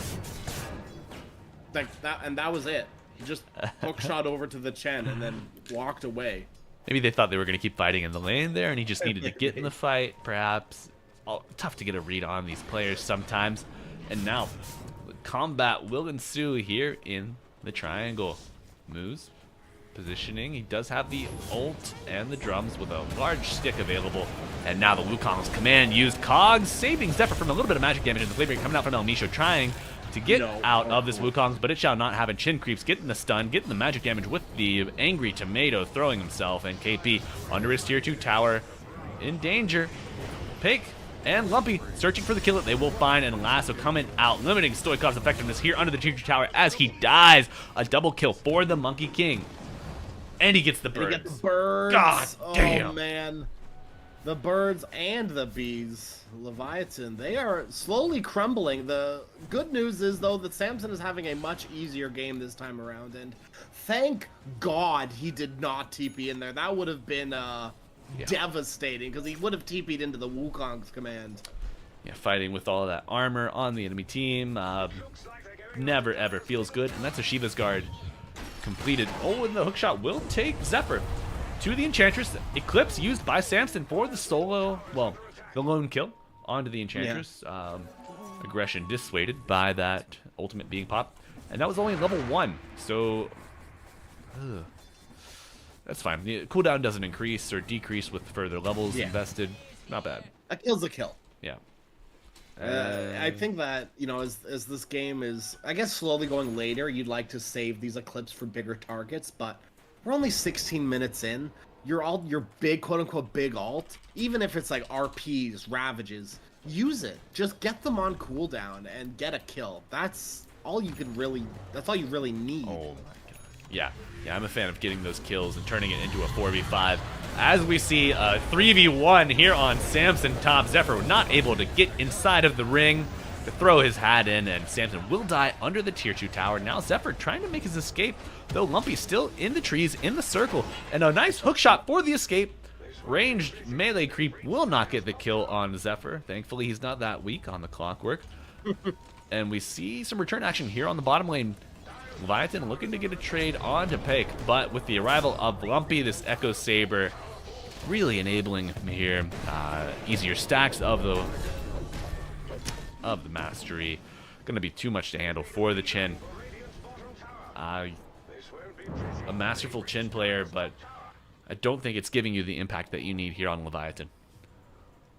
No, and look, I don't think it's the Chen's fault, but like Leviathan, they just have had no real impact from their offlane. Once again, KP, what have you done really this game outside of sit in lane the entire time and lose your tower? It's going drums AC and Zephyr. It looks like he's going to be a free kill. Oh yeah, and unreal aggression here from Beast Coast.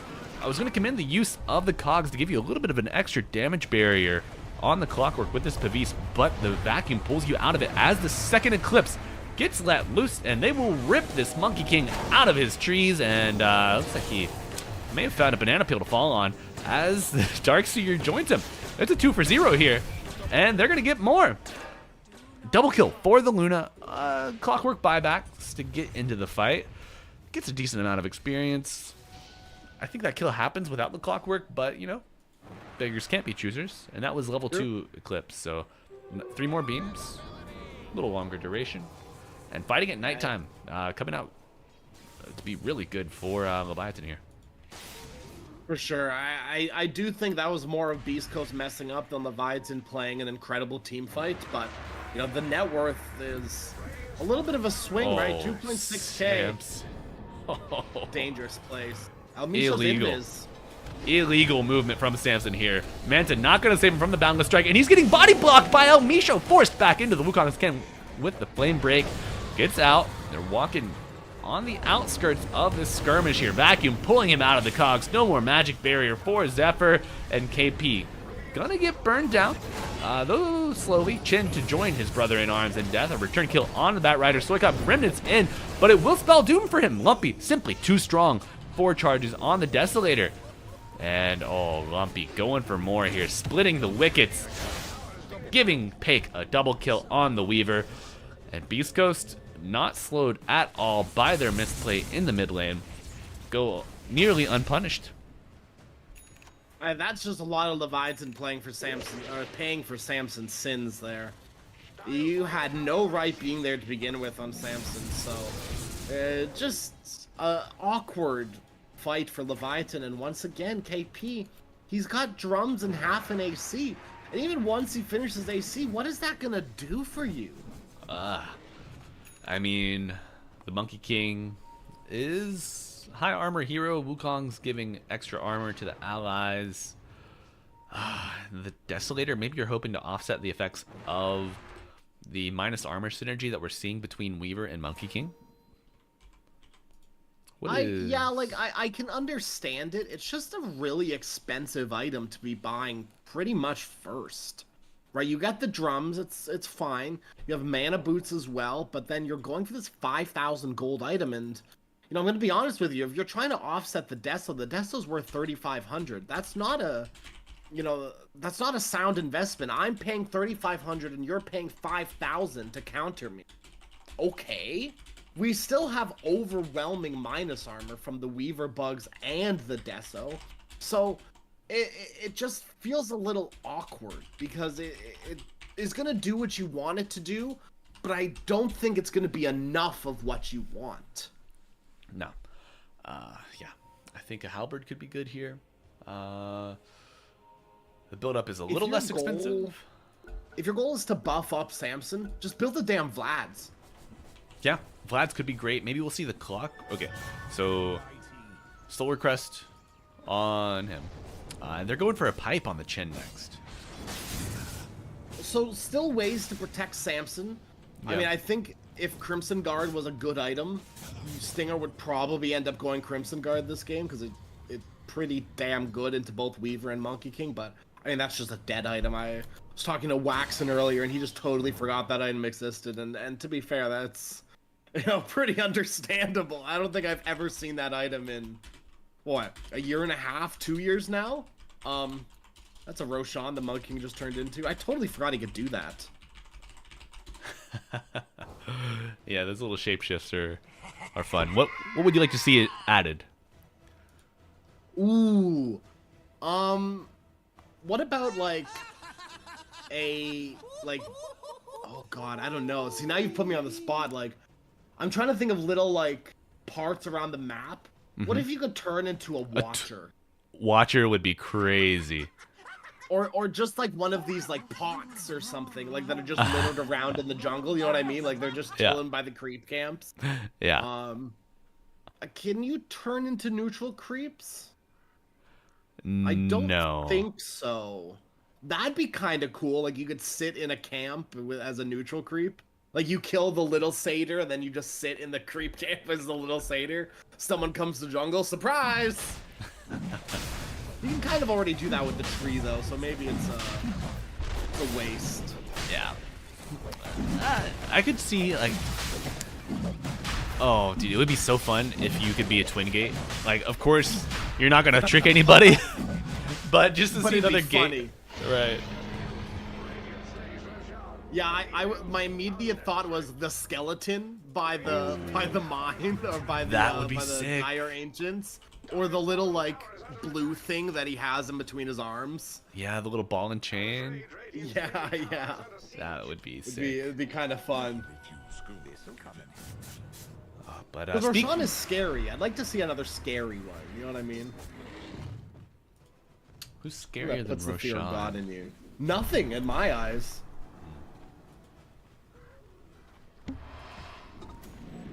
Maybe Beast Coast if you're a Leviathan. Oh yeah. They're pretty scary. Maybe this Gleipnir if you're an Ember Spirit. Yeah. Yeah, you cannot Remnant while you're rooted. So the Gleipnir, really good pickup on this Weaver. And anybody else going Gleipnir? No. Not just yet. What the hell? Yo, the tree isn't. That's not how that works, Lumpy. Like, you're still in perfect vision as a tree. They can see you, dude. Yep. And we see that they can see Stinger. Gonna get caught out here by the Radiant Trio. Vitali gonna initiate and get the kill. Blink Shivas and Aghanim Scepter as his third item coming up. So if you're coming back to Dota after a while off in the patch, this Aghanim Scepter is changed. It now grants you normal punch, where you will stun and create an illusion of the hero that you punch. The more distance you cover before the punch, the better it is, I think. The longer the stun or something. And they will punch down Zephyr. Pake getting a mega kill streak off the back of that Death of the Clockwork. Yeah, so it stuns based on like Darkseer's distance traveled. So yeah, you're pretty much on the money with that.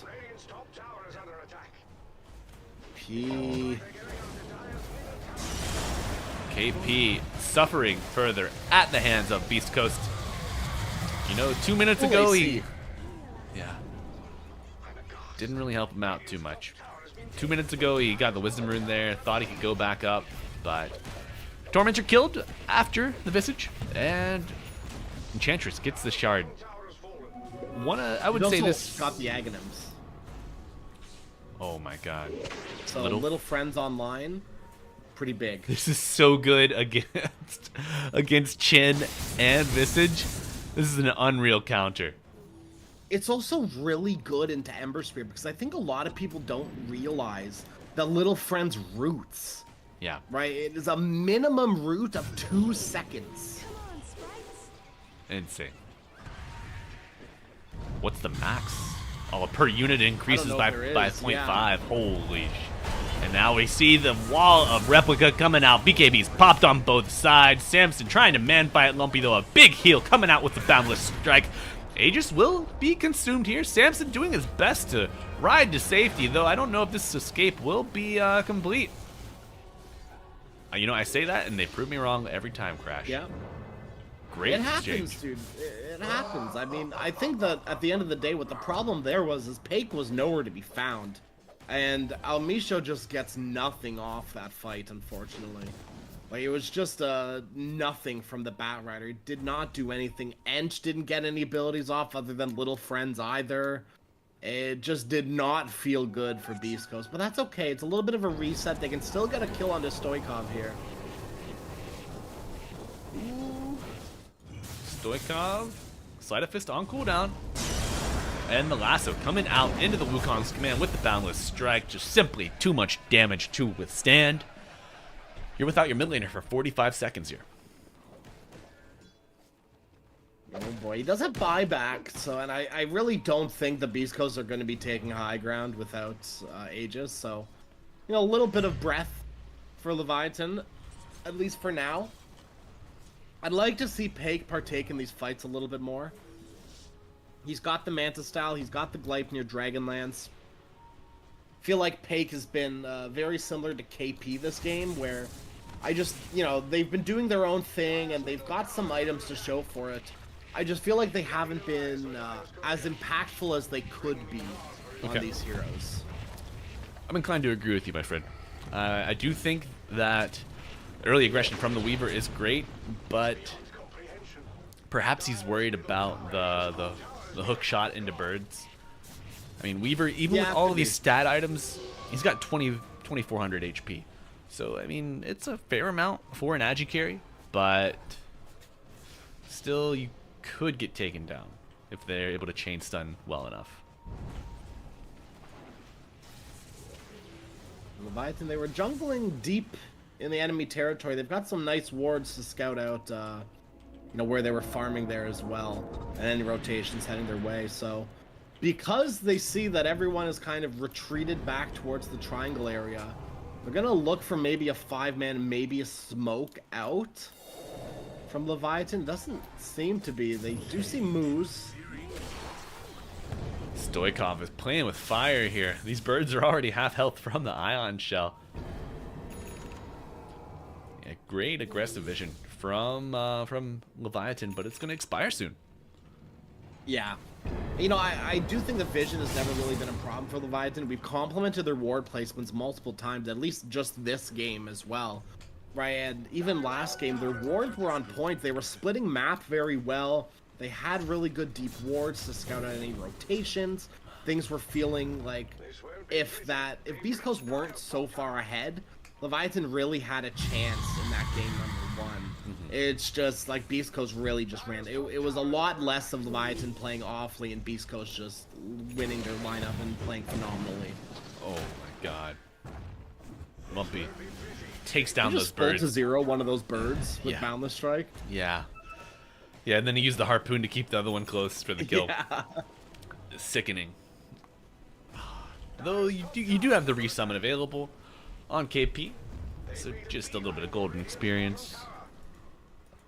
You just can't lose them again. Yeah. All right, that is big sad if you do. It's like losing Lone Druid Bear twice. Not as detrimental, But still, it feels very bad. It's one of the reasons you're playing this hero is these birds. Yeah.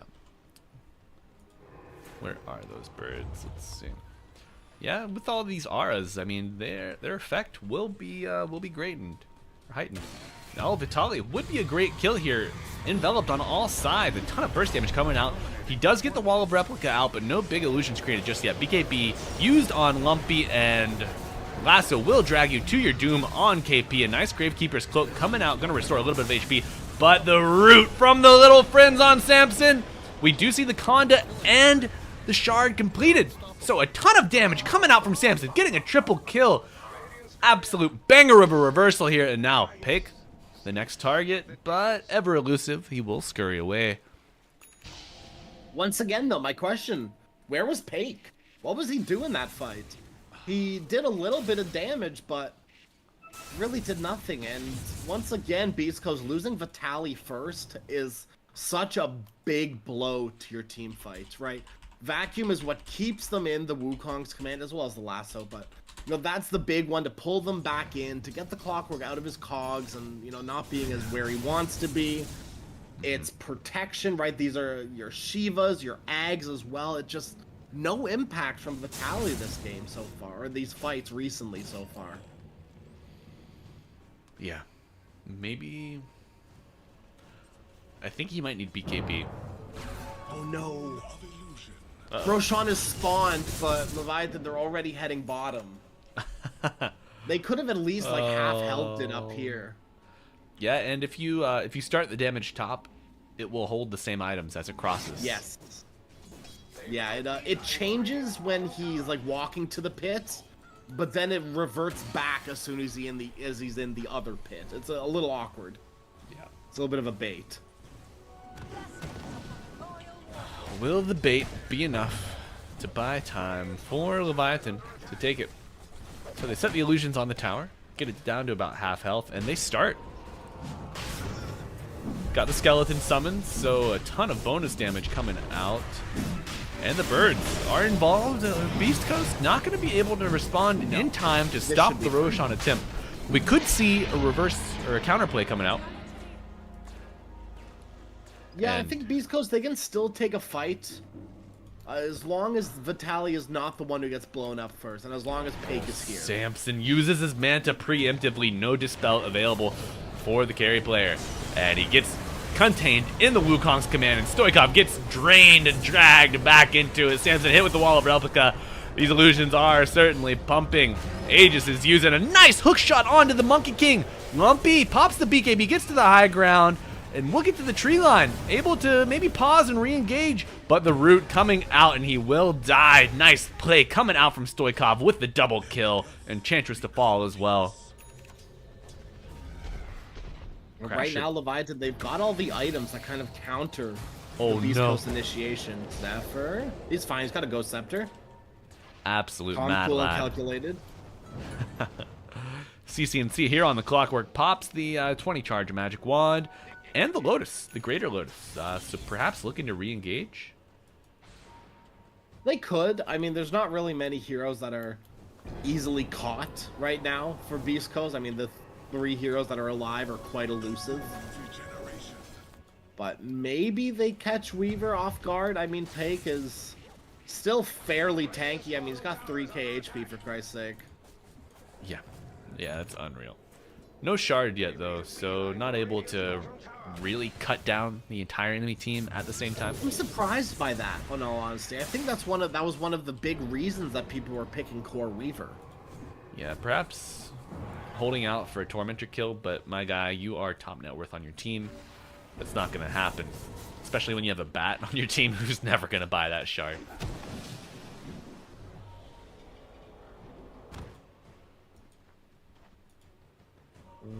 Basher being built up for Monkey, he does have it.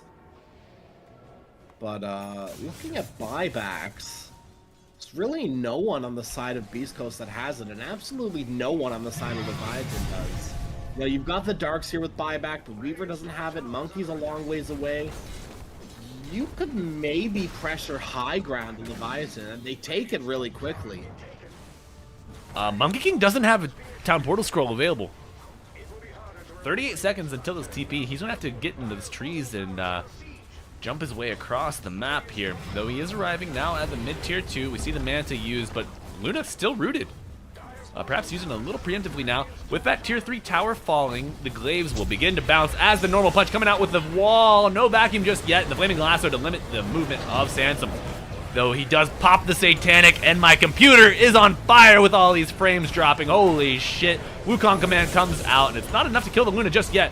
But on the outskirts of the fight, the mischief dodge will be enough to save him temporarily. A triple kill for the Luna post-mortem, of course, as those glaives bounce, and Stoikov going back in for another kill. Drops the gem after his death, though. Perhaps a bit of misplaced aggression. Bash? No ranged bash on Pig. Feels bad. That was the only thing that was able to get stop KP from TPing out there. Maybe Little Friends, but I think it was still on cooldown. What the hell is this build, dude?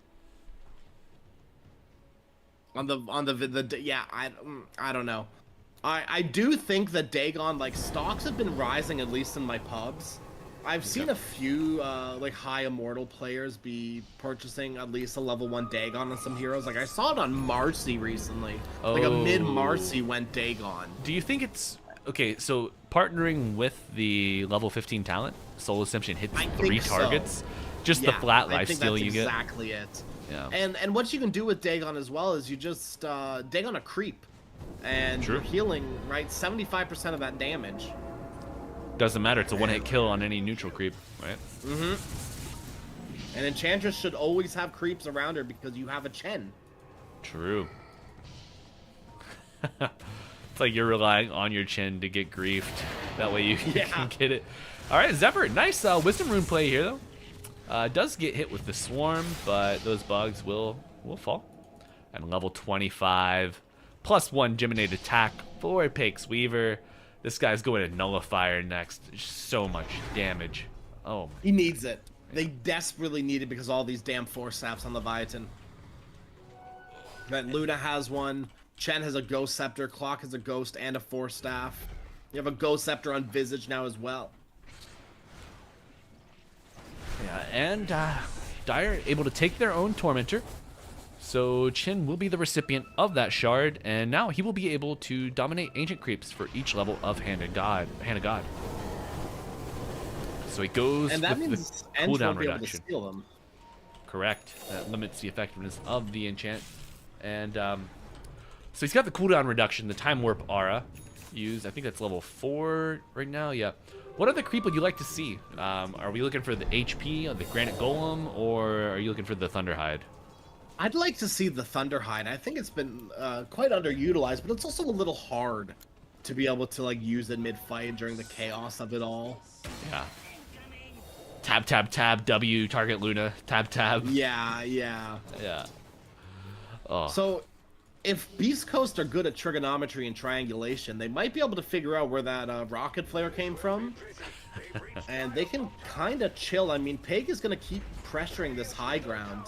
But this scan from Leviathan, it's not connecting on anyone. And if you take a look where Beastos are. They're all oh, that's a good flare. Ground, but the flare. No shard. They drop the wards immediately there, getting vision of the fight. And the lasso onto Samson immediately. Pops the glaive, so these shards. Oh my god, the Bat Rider eliminated, erased, removed, as well as the Enchantress, 2 dead, 4.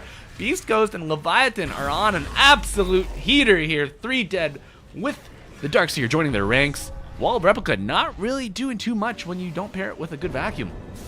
And now... it literally did nothing. I mean, Darkseer did nothing that fight. Everyone on the side of Beast Coast did nothing. No one was really willing to take an engagement there, it seemed. No. You sacrifice your tier 3 tower, you get 3 kills. I mean, trigonometry. Not buyback either. Yeah, no mathematics students there on the side of Beast Coast. Very unfortunate. They're still looking for Pake. I really don't think you can kill this Weaver. At best, you're going to get this tier 2 tower. Hook shot, oh, just off the mark. Yeah. No, I think just pressuring the Weaver allows you to take that tower, which results in more high ground pressure if they are so bold. But looks like they'll be content to take this tier 2. back up to Roche. Respawn timer's not that long just yet, so No. they will pull back. Roshan might respawn in 20 seconds. You know, Crash, I've seen one instant respawn so far here in Season 10, and I think we're due for another. Yeah, we'll see. We got, 12 seconds left until we'll find out? Oh, Stinger. Gonna use the Hooker Seal Totem to get a little bit more separation here. He's in some dangerous territory. As we see, Pyke looking to cut the wave bottom. Standard Weaver play, and it is a long respawn, about in 1 minute, 40 seconds. It's almost as long as you can get. I mean, that's, in my opinion, favors Leviatán after these these fights that they've been winning. They should be able to take a 5-on-5 engagement that's going to be favorable, which means Beast Coast, they're left without buybacks on all of their heroes. Because there's really no fight potential for this Roshan, even though it's going to be bottom in their area. Yeah. Roshan's gonna be huge, man. Aegis on this Luna. Like we saw Beast Coast use their full kit on that jump there, minus a well-placed vacuum. What can you do, man? If she has that Aegis, and who got the honestly, telescope? I don't think Luna's the lasso target anymore, in my honest opinion. I think putting her in right beside El Micho and Moose was a big mistake because those glaives just went hard. They were bouncing between those two heroes, and it just destroyed both of them. Like from full to zero, Moose was dunzo. Yeah. Let's see, Moose. How are you doing this game, my friend? 3, 5, and 16. Oh, nice hook shot from Zephyr. Gonna take out El Micho immediately. That damage from the Conda and Soul Assumption is so powerful. And we see a full charge Soul Assumption ready to fly here on KP. Does nothing? What? The hell? It doesn't care. It's got 38% magic resist. That's pretty much 100, right? Almost. Close. All right, Roshan is up, and you know, Leviatán have a good internal timer, or perhaps have written it down, like Dota players tend to do, and will make their way to the Roche pit. Not necessarily in a beeline. Stoikov knows that this mid wave could threaten base. They don't want to lose structural damage, so gonna respond to the wave push. Monkey King Weaver with this ability, or with this amplified damage rune, could be problematic. I'm gonna look away. Okay, nice. We do see Ember uses Remnant to get to bottom, though he will get rooted and nullified. And I believe that is Weaver. Yeah, that's the third Aegis of the Immortal. So someone has Refresher, and it is KP. Interestingly enough, has the Refresher. Okay. Maybe just wanting more birds. Maybe. I think Samson, if he had a BKB, he probably could have. It probably would have been on the Luna, but doesn't have one. So double Eclipse is meh. I mean, you could give it to Stoikov. They did. Ember Spirit has it as well. So double BKB is like probably the best thing you could ask for throughout Full that. remnants. And the fresh remnant charges as well. Right? It's just really good on this hero. If you're not going to give him the Aegis, give him something. Give me something, please. All right, Yeah, so yeah, right. How's Chin doing? So he's got level 3 Hand of God. Does he have 3 Ancients? No. Just one. No. Oh, He's got the magic resist creep. Ancient Granite Golem, please. Stinger doesn't look like he cares about it. No. Maybe I'm just a That's old baddie. news. Maybe I'm just a baddie, Crash. Oh, and the hook shot! Landing onto Lumpy here. A nice flare to get the initial vision. And Lumpy will BKB TP, knowing they have no extra BKB piercing stun. That's a big window. That's a 90-second window for Leviatán to take a fight without Monkey BKB. And BKB is so important in these fights. Finally, Pyke will be building one too. And the Shard, eventually. He's still like 1,000 gold away from it, but because he's purchased this BKB, there's no buyback on the Weaver. No buyback on the Weaver could be terribly punishing for Beast Coast, as we see a dual smoke. Only 2 currently concealed on the side of Leviatán, but a full 5 hunting for purchase here on Beast Coast. They're not going to find anybody. Just the birds. God, he's critting And for the 1,400 damage already, dude. Okay, so an instant resummoning of the birds, and we do have a Scythe of Vice finished on KP. Beast Coast have to respond here. They're going to lose a full lane on the top side, and now Samson happy to pressure this mid-tier to TP on cooldown for the Monkey King. We see a Flaming Lasso used on Luna. A deep, deep hook shot onto the Enchantress as they withdraw and get back to the high ground here by the tier 3. Samson dies, uses the Aegis, will come back momentarily. Do they have another vacuum? Not for 20 seconds, though. The blink, normal punch with the harpoon into the Wukong's command, controlling Samson. He's limited, but now will pop the Eclipse, but dies immediately. Peg just pumping the damage here on a monster kill streak. This Weaver, 8-1 and 11. It's crazy what happens when Peg can actually show up to a fight and lay in some damage, right? I feel like what Peg's been oh, top, they've got the Ember Spirit. I don't know if they can full to zero him. He's just got the BKB and Remnants away. No way. Absolute mad lad. Has the refresher shard, so perhaps playing off of that, though the normal punch is going to limit his mobility quite. Use the refresher. Ooh. Crash. Crash. Ooh. Crash, what the hell is happening? It's a little bit of a throw, and Peg's on your high ground already. Peg's been waiting for this moment. He's been whittling away at this tier 3 tower for what feels like the last 10 minutes of this game. Oh man, that is problematic to say the least for Leviathan here as they are facing a high ground attempt with only 3 heroes. Visage responds. Have 4, but they have to fight. This is an exposed. They don't really have a choice. Yeah, okay. So hookshot in to interrupt the Wukong's command, though the nullifier will remove any positive buffs coming out for that clockwork immediate buyback after the die. Flaming Lasso onto Stoikov as the Wukong's command comes out. Lumpy will move out of it, and the Wukong's is immediately canceled. Too low to stay in under the threat of the Dire Heroes. Respawning Luna could pose a challenge for Beast Coast here on the high ground. Triple Soul Assumption gonna be damaged with the follow-up in the Hex from KP. A nice kill onto the Weaver. Does have buyback, but now Leviathan facing Mega Creeps. How do they respond? You charge down mid and hope the Weaver doesn't have buyback. You cut waves with the Ember Spirit. Maybe he can afford BOTs. He's already used his buyback. He can afford Boots of Travel. So shove one lane with Ember. Maybe you shove the other one with the Visage Birds or maybe the Chen Creeps. It looks like top, it's going to deal with itself at least for a little bit longer. They do have the Roshan banner as well, so it should be fine. And with Pake dead, they just force buybacks here. Buyback, at least.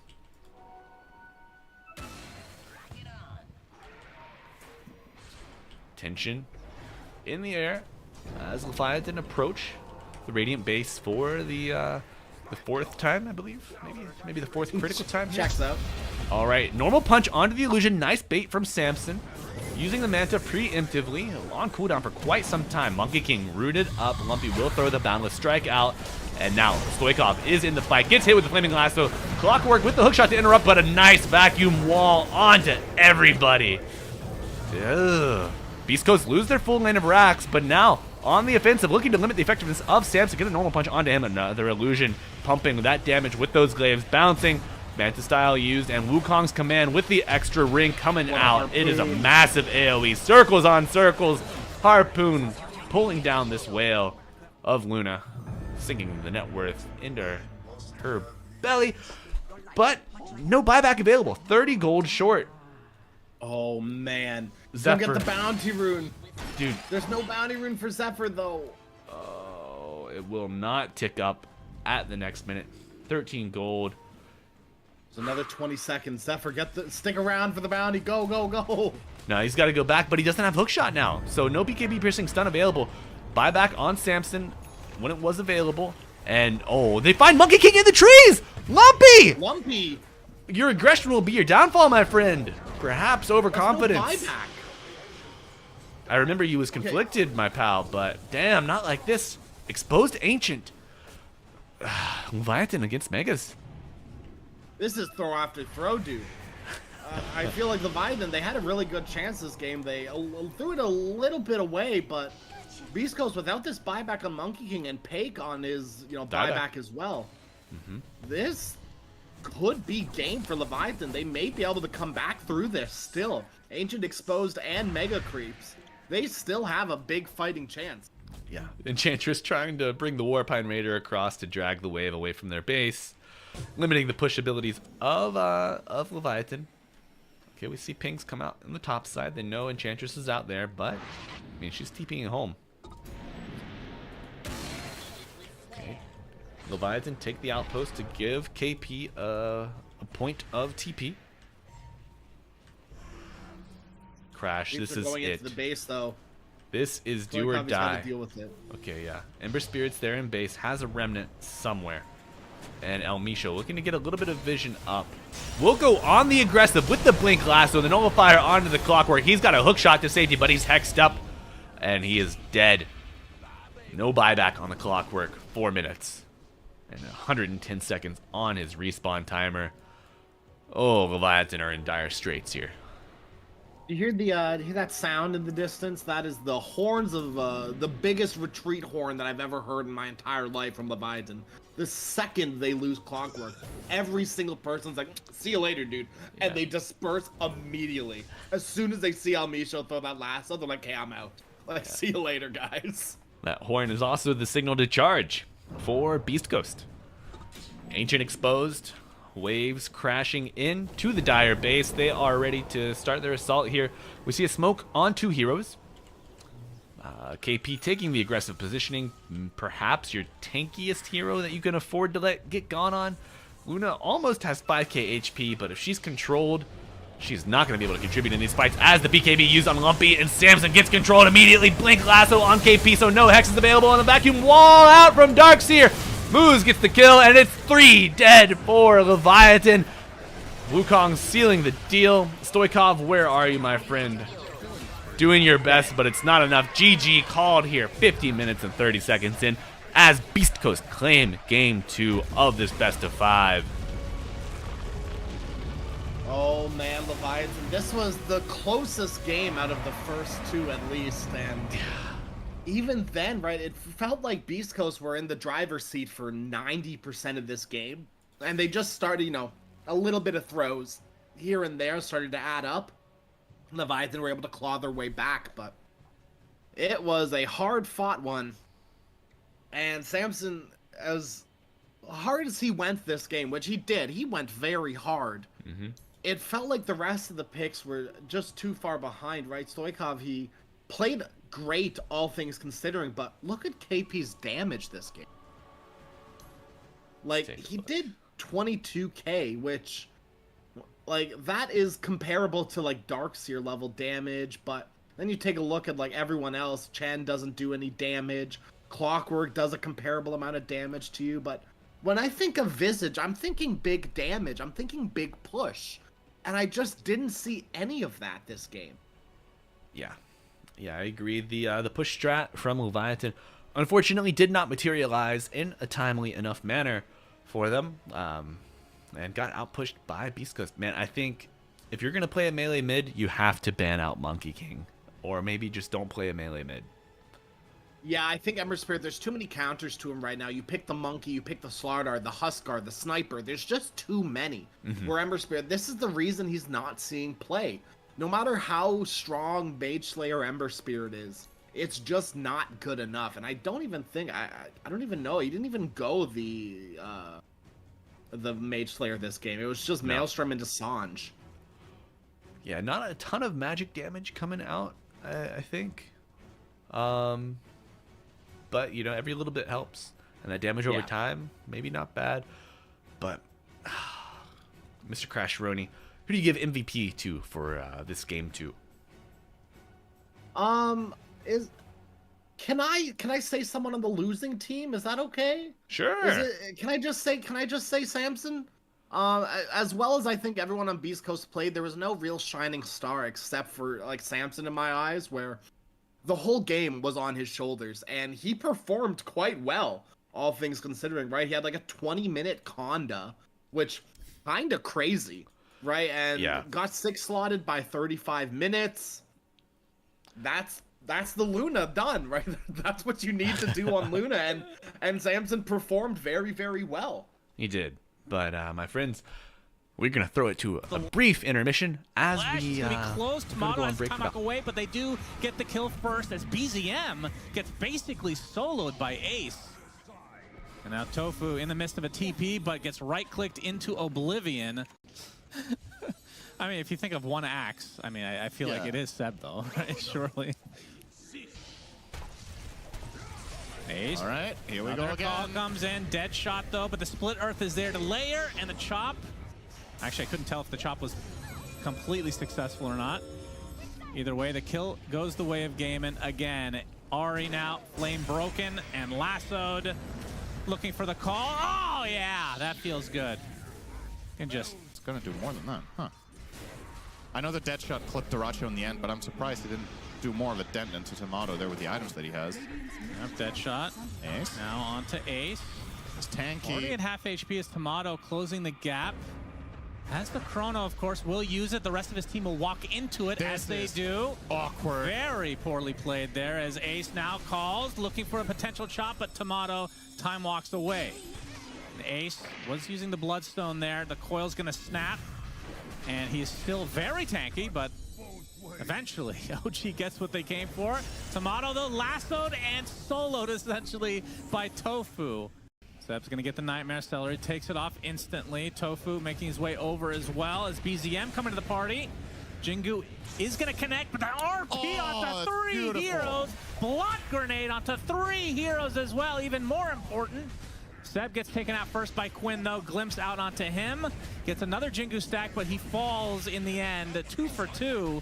Lots of action early on as Duracho, basically a creep at this level of the game, showing up, tickling everyone. They're laughing their way to the farm as Tofu gets skewered by Whisper, and now Duracho tried to help his team, but he's just gonna die again. Can he deny himself on the creeps? No!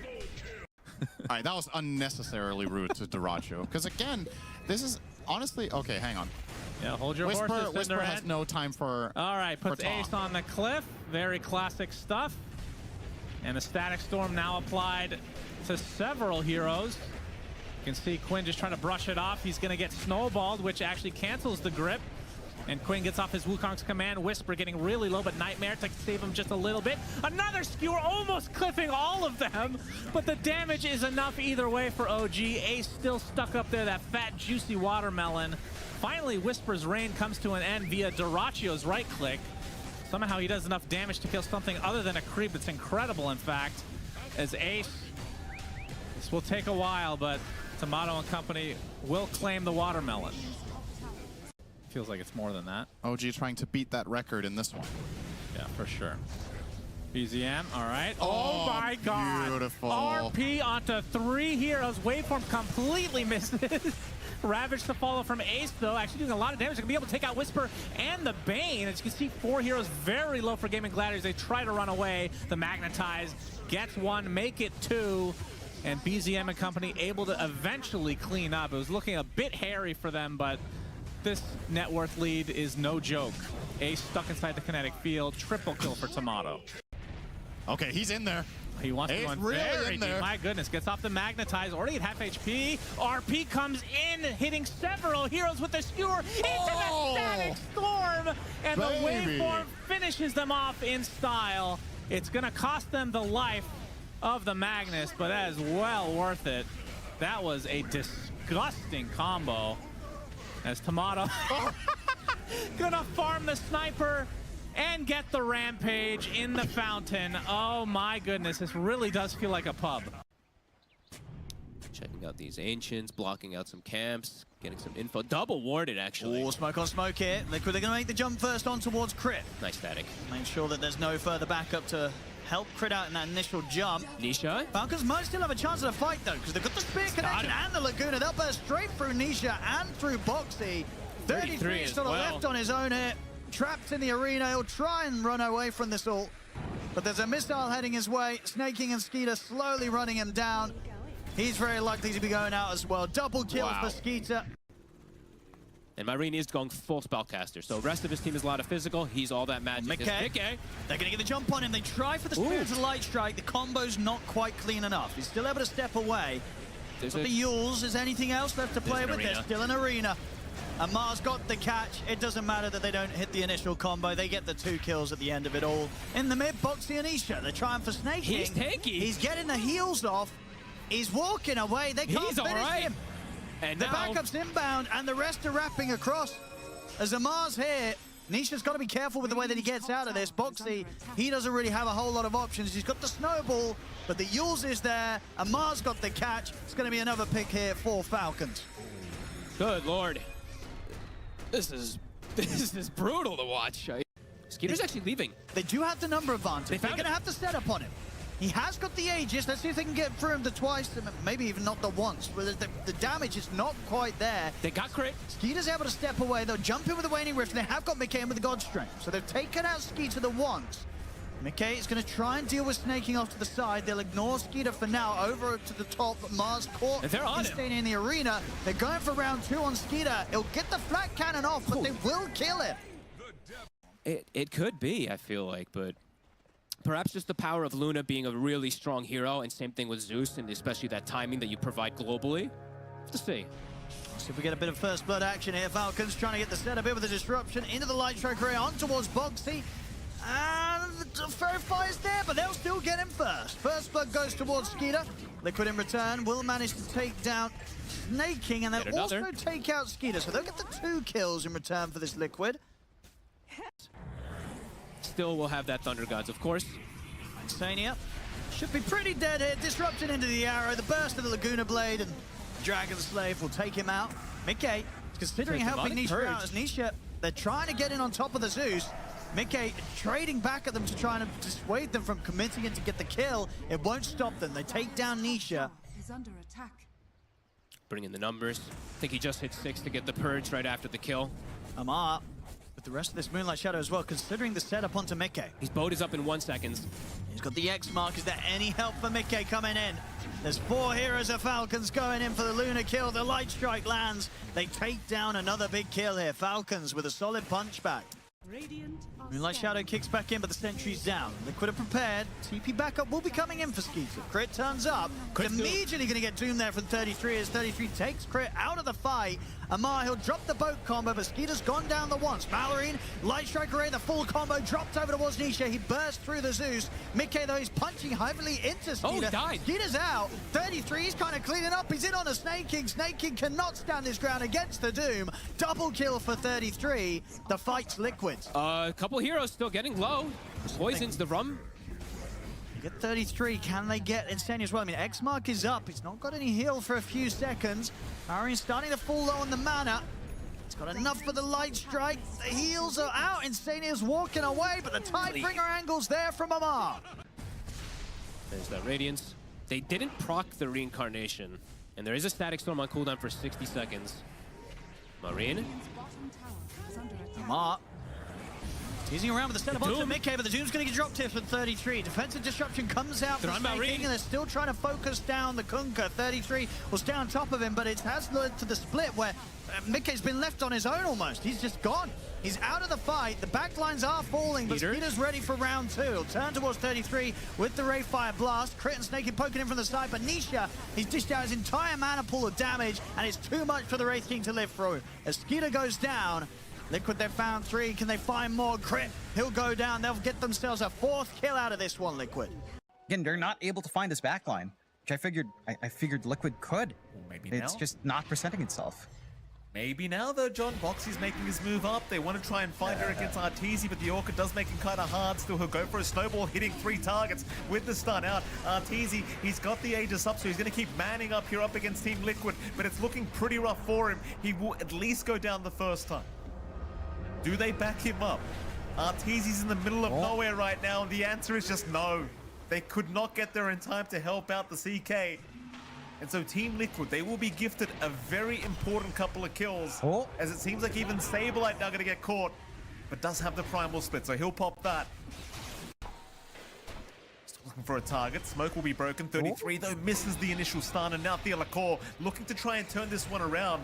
Will start to move in along with Saberlight. They found Mickey first. The Luna, she's the big target. Already being targeted. Though Saberlight needs to get back together. He just took way too much damage. He's got no primal split left. Saberlight still running. Nisha unable to finish the job, but now 33. He found a 4-man stun.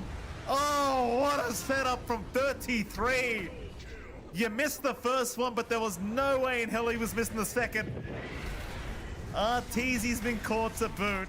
On the high ground, still trying to survive, but the chase is continuing. Can he make it out? The answer is no. An ultra kill for Mickey. If you can kind of isolate him away from the saves of Boxy as well. But it's easier said than done. Easy. Caught out. Shards will lock him down for a second, but not for long enough. They do not want to dive that deep. They've got to be a little bit wary as well against the sniper. Going into that high ground attempt. There's a jump in from Saberlight. He's found 4 targets with that thunderclap. He'll go for the split as well, but all his brewlings are just melting. Saberlight is gone. Saberlight just absolutely annihilated by Team Liquid. He can't jump in on his own like that. It's just too easy. Yeah, that wasn't the initiation that Shopify needed. It looked like a good opportunity. Arturo was a little bit too far. I think if they managed to get the follow-up from the CK as well, maybe that goes a little bit differently. But now the high ground feels a lot comfier for the side of Liquid without worrying about that big team fight split. Okay, still taking a fair bit of damage here, but they are going to make the jump in with the Eclipse off the back of Boxy. They've got Yopaj and Kid Rack. Leviatán will follow very, very soon by the looks of it. A double kill for Mickey. They'll rush there immediately. In fact, Team Liquid, they're going to try and hold the high ground of the Dire base and just use it against them. Leviatan's coming back in, but it's a perfect setup here from Team Liquid. They've already found the Rubik. They're in a bit of a tight position, but it won't matter. Nobody's dying from Team Liquid. They're all just surviving, or are they? Boxy, he's getting a little bit lower. They will at least find the tusk, but it's already cost them too many, I think. They go again. Arteezy still trying, does find 33. In fact, does take down the Slaughter, but will die to Mickey. Yopaj also dying as well. GG is called. They've seen enough. 25 seconds without collapse. The Hex there. And the swap here. They're going to try and go aggressively onto BZM. They swap him back under the tier 4s, but Seb's in with the disruption. Yatoro able to burn through with the majority of the mana here from Tomato, and Yatoro is considering his next target. He'll look over towards the Morphling, but he gets caught by the bashes of Whisper. He has to split back up. Backs off under the tier 4s. Collapse gets caught once again on the front line. Cookie's in. They're taking the Aegis out of Tomato's hands. Was BZM? Oh, he gets it. There's no chance to kill BZM though. Oh, maybe there is Yatoro. Okay, he gets the kill, but he's losing his teammates. Can Yatoro do this? He's going to go over towards Seb, but the Glimmer Cape is there. Tomato's there though. And he's going to turn over towards Tomato. They've got the Cookie in on towards the Morph. He's losing his mana. Yatoro able to focus Tomato down here with the illusions. Tomato's getting low. He's cleansed up. There's a heal coming in. Can Yatoro make another jump? He's looking for his target. He's going to head over towards Ari. Tomato with the Stolen Spear is there. In fact, it catches him and kills him off. Ari with the outplay. Ari is playing like a beast. And there's nothing for Mira to do there. Well, Poshka's watching from the side, maybe looking for a stomp setup. He's not going to get it, though.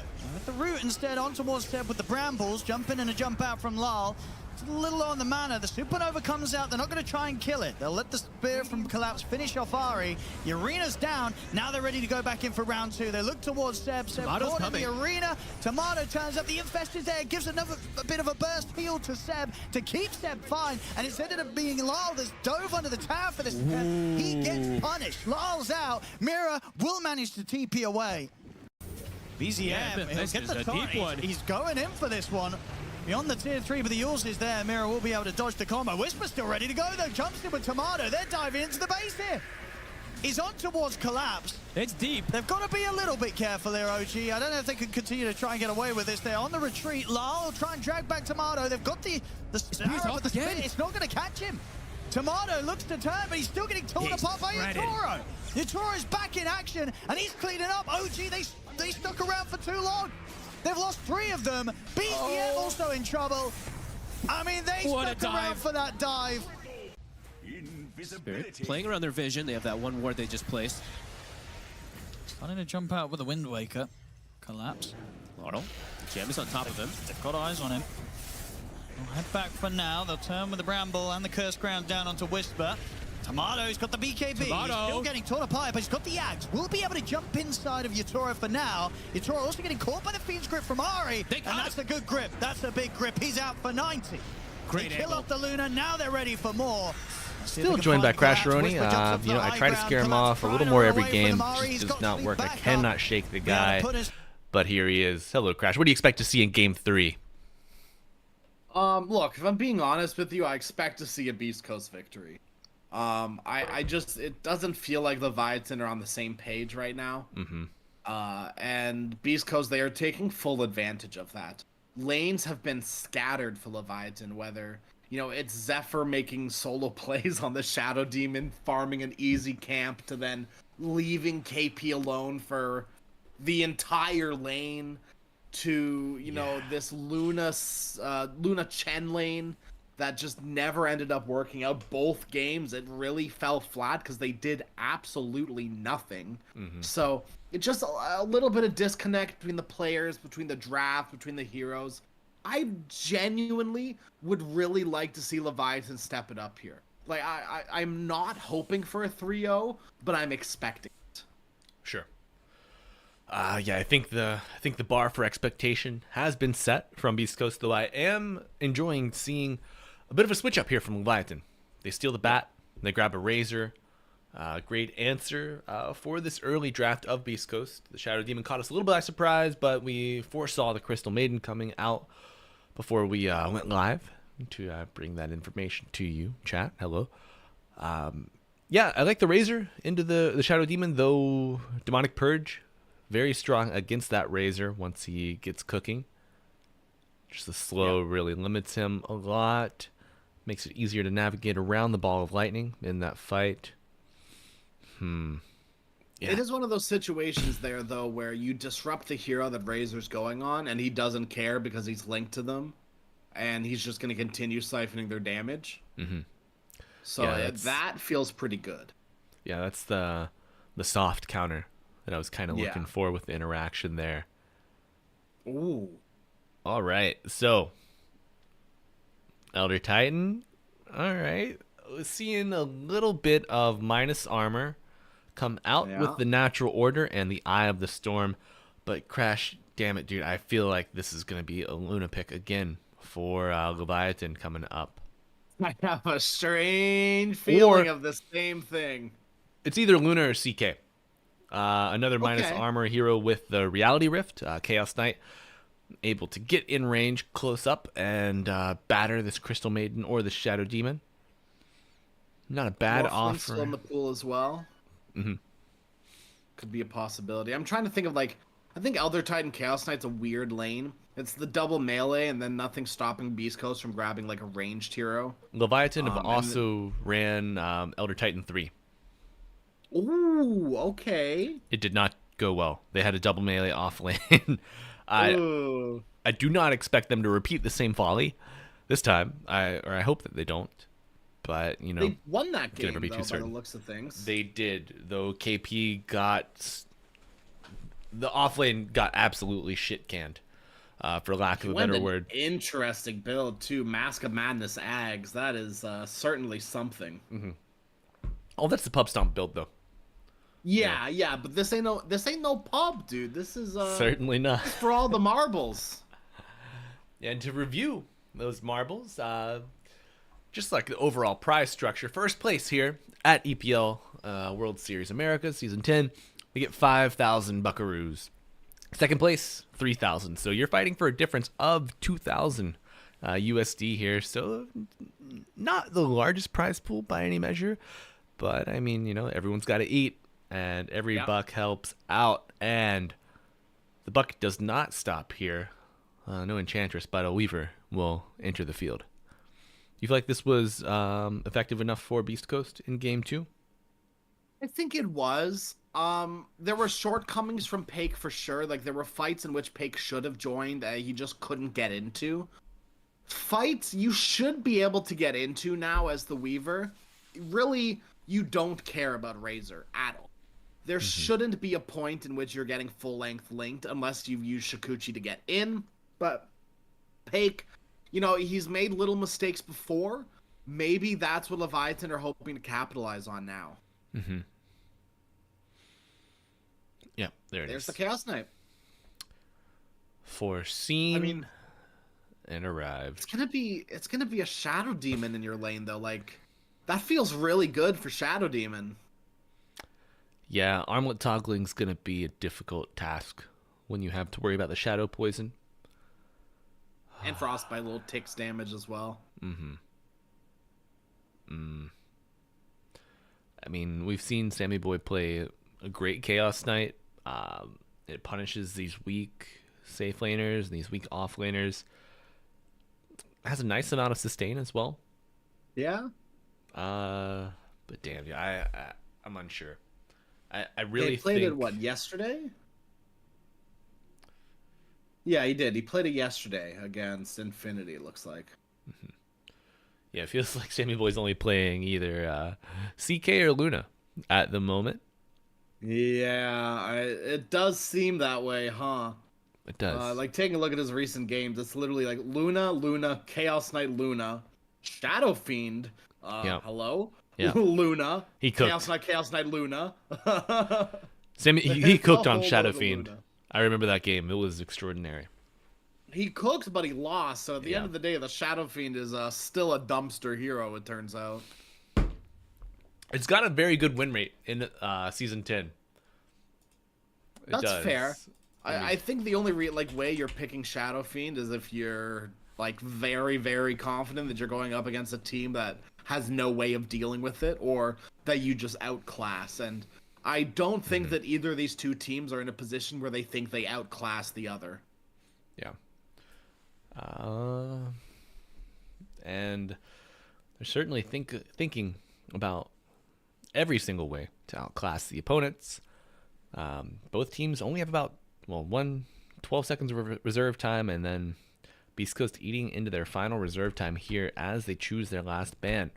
So we see the Mars band. This tells us that perhaps they think this is going to be a support Elder Titan. And they're still looking for an offlaner on the side of Leviatán. Yeah, I would assume so. I think that Beast Coast, they're definitely missing their mid laner here. Once again, unless they're doing something crazy and running Weaver mid, but that is hard to say the least. Lumpy hero-wise, I am a little surprised that Beast Coast have been banning out the Pangolier themselves. Mm-hmm. I mean, obviously, if you're a mid laner, you play Pango, so Stoikov is competent on the Pango, and they do have first pick, so I can, like, rationally understand it. But Beast Coast ban out, like, their first 3 hero bans are all heroes in which Lumpy plays. Yeah. Really interesting to see that. Hey, Lumpy, what are you going to play? Yeah, we're not getting that. What else? No, not that one either. Give me a third hero. I swear we'll pick it this time. Oh, Tiny? No. That's not going to be able to do that one either. Sorry, bud. I do like this Leshrac pick from Leviatán. I think Stoikov plays a great Leshrac. Helps match the early push potential of your CK. You want to fight. You can fight pre-Bloodstone. Mana Boots, sometimes Kaya, Yules, then into Bloodstone. A little bit of flexibility afforded there. Also, the Diabolic Edict will continue to persist even post-disruption or death. So a little pure damage coming out. And we're going to see the Primal Beast versus Leshrac matchup in the mid lane. Correct me if I'm wrong, but this might be, like, a little bit of Lumpy favored. I think as soon as Primal Beast comes to, like, level 4, level 5, Lesh is in serious trouble this lane. It can be a tough matchup for the Leshrac. Also, it doesn't bully the Primal quite as well as other melee laners. I think we can expect to see... I think first few levels are probably rough for Lumpy, but he just needs to get out of lane with some levels, and maybe you can kill the Lesh. Because once you jump on him, Lesh doesn't really do too much. He's going to chain lightning you and then yell for TPs. And that's pretty much it. Like, there shouldn't be a point at which you're landing this Split Earth. Yeah, and I was wondering if you even take a point in Split Earth. With these mid Leshraks, we're seeing the trend be 3 points in Edict, 2 points in Lightning Storm, and then sometimes you get Pulse Nova. But we are going to find out how the boys decide to build here in Game 3. This could be it for Leviathan if they do not manage to hold on. Of course, Beast Coast holding the 2-0 advantage here in the best of 5. And Mr. Crasheroni, who do you give your patented Crasheroni prediction for Game 3? For the sake of a game number 4, I'm going to go with Leviathan. All right. I don't know how much I believe in it. They need to come out of their lane swinging because Chaos Knight is not a farming hero. If Samson falls behind in lane, Samson's done at that point. It's really over for him. You do have kill potential on pretty much everyone on the map other than maybe the Centaur. With Chaos Knight plus literally any other one hero, it's big burst damage. So if they can catch Pake, it should be free kills time and time again. Yeah, catching Pake would be wonderful, but I think they might catch Zephyr on the side of Beast Coast. He's been caught. Yeah, Hoof Stomp gonna match that disruption. A nice flame break, repositioning the dire heroes. But Lumpy will use the onslaught to dive under the tier 2. He gets the first blood. Gonna die to tower. So Zephyr, Zephyr getting some nice return goal, but no experience there. Yeah. And you've got plenty of time to get back to your lane for the block. Got a nice amount of experience. 286 gold saved up. No. Okay, they deny the observer. All right. Stinger getting the observer ward kill. So I think that balances out the experience almost. Yeah. Pretty much. Yeah. Beast Coast still a little favored, but yeah, pretty much evens it out. So mid lane, we've kind of talked a little bit about it already. What do you think about these side lanes, Malver? Is there really one side lane that's speaking to you? Because I do have a little bit of an answer myself, but I want to hear what you're thinking first. So Echo Stomp plus Reality Rift could be a dead El Misho early on. But other than that, I mean, Disruption Hoof Stomp, pretty damn powerful. If this Elder Titan looks to trade without having a ton of damage, it could be omega punishing. But then again, Weaver plus Frostbite, pretty good in the top lane. That's the lane I'm looking at for sure. Yeah. Moose, as soon as he hits level 3, gets a point into Frostbite. Because I assume you're going 1-1-1 as the first point into Arcane Aura come level 2, so you can spam your spells. You need to secure range creep, which is why the Crystal Nova. Peg, you gotta be careful, my friend. Yep. And so do you, Moose. This is a very big kill lane from Leviathan as well. Finally, I feel like KP is getting a hero he can do something with. Bottom lane on Misho. Misho might get brought to let's bring your kid to work day here as Stinger looks to smack El Misho with his briefcase. Oh, another spirit coming out, so gonna give him a little bit of bonus damage here. And does he scout out El Misho? He does, so he knows where the Shadow Demon is. This wave manipulation coming out from this early engagement. Gotta be a Samson's chasing. He's like, give me back my lane, dude. Yeah, it's gotta be a headache here for Samson trying to farm. And oh my god, Centaur's absolutely loving this. Has the wave under his tower. Gonna get one creep in deny range too from that. But shenanigans aside, it was shenanigans aside. Back here at the top lane, I do like the damage potential of the Plasma Field Flame Break. I think once you get level 3, the CM could just get obliterated. The Weaver disintegrated. Not a high HP hero on either dire safe laner. Yeah, this lane definitely can go either way. Peg, you've got to be careful for sure. But like we talked about, there really shouldn't be a point in which you're getting full length leashed. No. But Double Edge will bring you down, Elder Titan. 2 points in that at level 3. It's got Brown Boots Bracer. Vitali is having a great game here on Centaur at 12-3 to the 9-2 CK. pretty healthy start. Yeah, but that's not Samson's fault. That's Stinger's fault. Samson, he missed an entire wave. Like, it felt like, or, like, the wave was really delayed coming into the tower, at least. Right, yeah, what can you do, right? Yeah. Yeah, let's take a look at this mid lane. So we discussed it in depth early on. Haven't returned to it, but now we are seeing Stoikov leading 15-4 to the 13-1 Primal. Is that about how you expected? We thought Primal played well into this. Yeah, it's fine as soon as you got more levels. The Stoikov, he's got to be a little careful because Lumpy still has kill potential now that he's level 4. Yeah, there we see a beautiful use of the fortification. Lumpy trying to last hit under tower, but gets interrupted, and immediate aggression across the map. They know the Bat Rider is not in lane, so they capitalize and go on Razor immediately. Okay, Lumpy gonna get flame broken back to the low ground. Trample gonna get some nice return damage onto Zephyr, and Stoikov no water rune refill for him. Though Stinger does snipe the bottom one. Does have Echo Stomp at the ready, but no Spirit just yet. We'll get the 2-person sleep onto the Beast Coast Heroes. Buys a little bit of space for his Leshrac, who has to TP back to base. That does not feel good at all. And Zephyr's now finally back top, but I think at this point, kind of the damage has been done, right?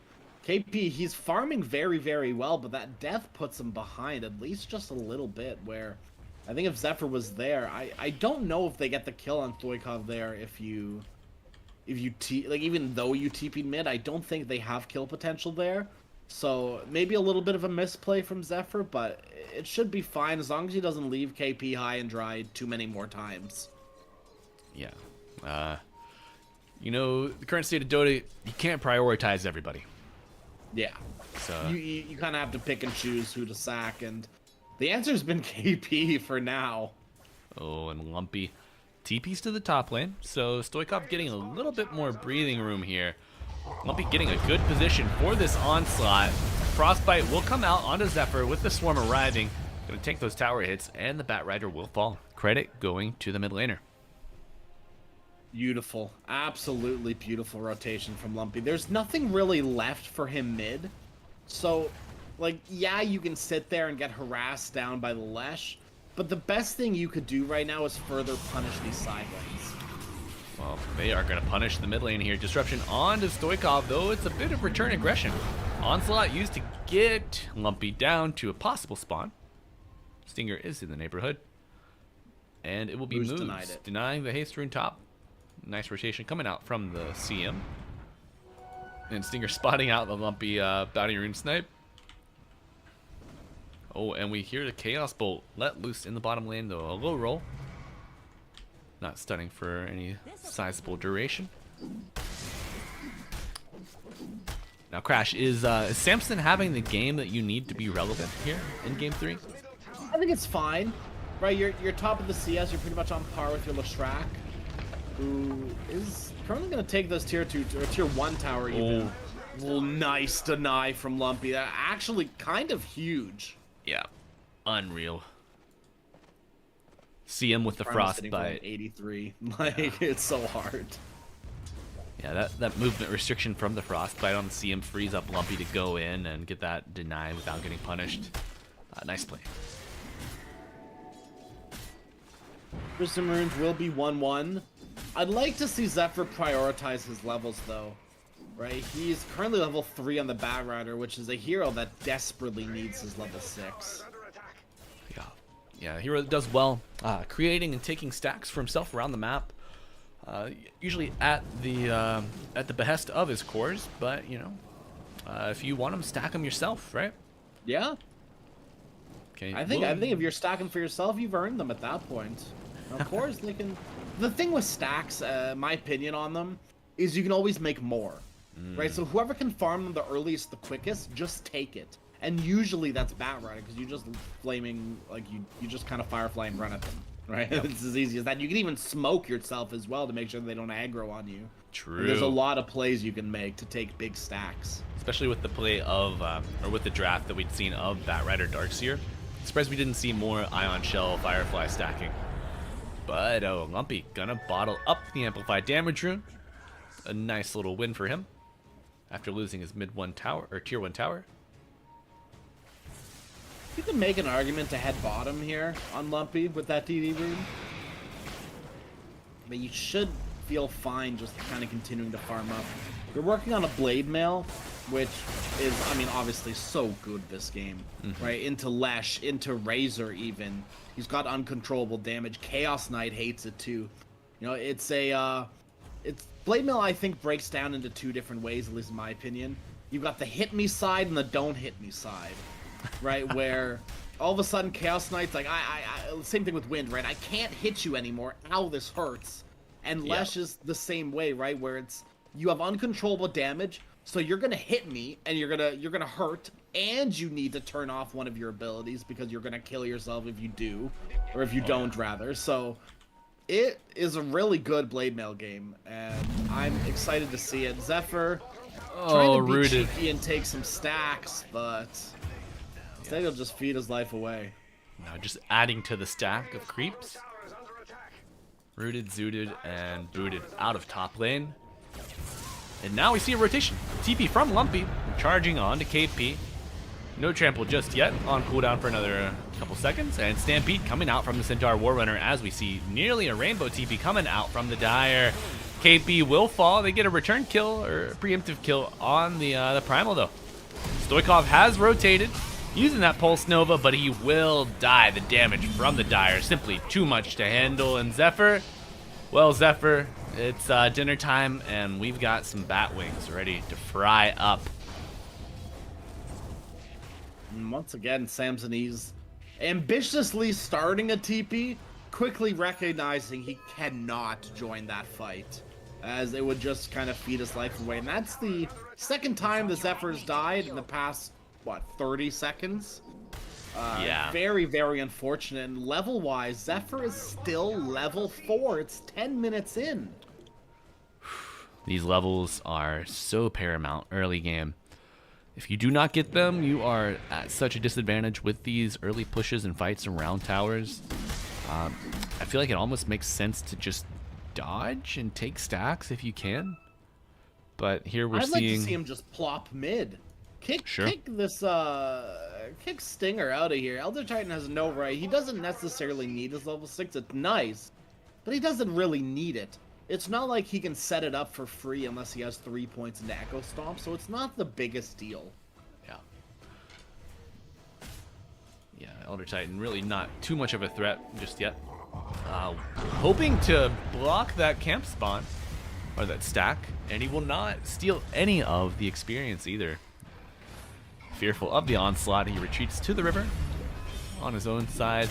And now pulverized, so nice little tag team duo on this Dire ancient camp. The old Primal Centaur combination. Tale as old as time, right? Yeah. Songs as old as rhyme or something like that? Yeah. Yeah. You know, I actually looked it up recently because I also was going for the tale as old as time joke. And I couldn't remember what the rest of it was. Primal and Stampede, right? Yeah. Here we go. That's The flame break being held. Firefly used, and Frostbite gonna limit his mobility, sticking him to that spot in the ground. And Lumpy, of course, the greedy mid player, coming through, doing absolutely nothing except stealing that kill, just like Samson, getting a nice kill onto El Micho. That is his first involved kill of the game, sitting at 1-0-0, a perfect carry stat line. But Lumpy making a perfect rotation, taking a triple stack. Even if he dies here, I think it is so worth it. Oh my god, that greedy little beastie. That win lace actually kind of proved dividends there, right? That was really what got Lumpy out of there so quickly. He might have eaten a stray plasma field if he didn't have it, and then at that point the slow is big. Stampede's being used down bottom. They want Samson, and they're gonna maybe damn well get him. Yeah, Samson not long for this world, though the Primal Beast will pulverize the Leshrac as well. So a 2-4-0. And a nicely sized wave here. This is going to be the end of this tier 1 tower in the bottom lane. And Crash, I don't want to say it's looking bad, but it's not looking good. Never just hit level 6. Hold on, dude. It's all turned around right now. It's all looking great all of a sudden. No. Zephyr can finally do something, right? He can lasso the Weaver to absolutely no effect, but nice little Echo Stomp. Gonna interrupt the farming patterns of the Weaver, but if that's all you can do with your supports, you might be in a bad place here. Okay, yeah, Phantasm. You got the Weaver barely, and like you got him, and that's about it. You held him, and that's all you can really do. Yeah. Crash, I really like this early use of the Phantasm for farming, pushing, a little bit of scouting as well. These CK illusions hit like trucks, and you can usually farm at least 2 waves with it. But it looks like 1.5 there, unfortunately. Yeah, and it's also like it's just free, right? There's no reason to be holding Phantasm this early on. It's not like you're really looking for kills. You're just trying to get farm as much as you can, and that's the best way to do it, really. Oh yeah, yeah, it's necessary to play the CK like this in the early game. But now we see aggression here on the Primal Beast. A nice, maybe the first Earth Splitter of the game, but a Stampede gonna interrupt the Leviatán aggression. And now Lumpy pops the blade, now gets the pulverize onto the Bat Rider, frozen in place, stuck to the ground. Get that boy a spatula to get him off of the cold, cold porch. The bat went splat, as Dr. Seuss would say. Oh. In the jungle, there was a bit of a bungle. The bat went splat and was not awarded his fluffy hat. Leviatán did fumble. Yeah. See, I worked hat in there. The fluffy hat for the forest staff. You want to buy? You know? Oh, Samson, this is kind of a crazy TP, but no one else is really around moves. That's so. a freebie. Yeah. Yeah, those are the types. Of a misposition there. If Leviatán do not punish that would have told me. They might as well call it. Yeah, that would have told me that they're done and they're just going through the motions. So yeah, that shows that Leviatán, they still have the fight in them. Whether they can bring it out and manifest it in the form of farm levels, plays, that's perhaps another story. But we do see Sammy Boy going for the second item, Orchid Malevolence. Crash, what do you think is the importance of this item here in Game 3? I mean, it's so good into Weaver, right? Even to a lesser degree against the Primal Beast. You silence the Weaver and you just can't do anything. Now, that being said, my question is this Weaver going to be able to farm up a Linken's fast enough? Because my big problem, my big gripe with Orchid is that every time I see it in these Tier 2, Tier 3 tournaments, is that it gets paired up at the exact same time the enemy has BKB, or Linken's, or Manta, or Ewel's. Any of these items that really deal with Orchid, all of a sudden your early Orchid means nothing. You've just wasted a bunch of gold for just natural buildup. It's not like Weaver is not gonna want a Linken's this game. You're dealing with a damn Bat Rider. Of course you want Linken's Sphere. It's just so natural. Yeah, that's if your team is winning, I think that kind of itemization is fine. Though I think it might be a temporary power spike against the supports of Beast Coast. Neither of them are really going for any Dispel anytime soon. Yeah. And I mean, fighting the Weaver, if you can get the kill on him with the jump, is great. But I think you might need a couple stepping stones before you get there. And 2 couriers, quite nice for that. 160 gold times 5, that's 800 gold going the way of Leviatán. And when you're 6k behind, you'll take every little penny that you can get. Yeah, absolutely. I will say Beast Coast, they are gearing up to have all of these big items ready. We've got the Blink Dagger already on Almisho. Moose is getting close to a 4-staff. Lumpy pretty much has his Aghanim Scepter. He's what? Oh, they see that 300 smoke gold crash. away. Yeah. Oh man. Yeah, big items are near. Can make a go here, and it's huge. Good Blink Lasso coming out onto Vitaly, but the Stampede gonna come out. Lumpy does fall, so a 1-for-1. Centaur low, but where is that little horseman? He's running. He's running, and the blood grenade will land a little bit of damage, and slow coming out. Nice Echo Stomp will confirm the kill here as Samson charges forward and gets his, what is that? His second kill of the game. So now sitting at 2-2-2 is the CK of the Radiant. And there's that Orchid completed. Pig God. now does have his Lincoln Sphere, though. It's about, what, 10 gold away? 500 gold away. Forgot they increased the price. Yeah. So expensive. A nice flame break into the Reality Rift pullback onto the Crystal Maiden. Moves in danger, will let the freezing field fall, but falls in turn, and now Pake is in danger. Static Link broken with the time lapse. Primal Beast charging in from above.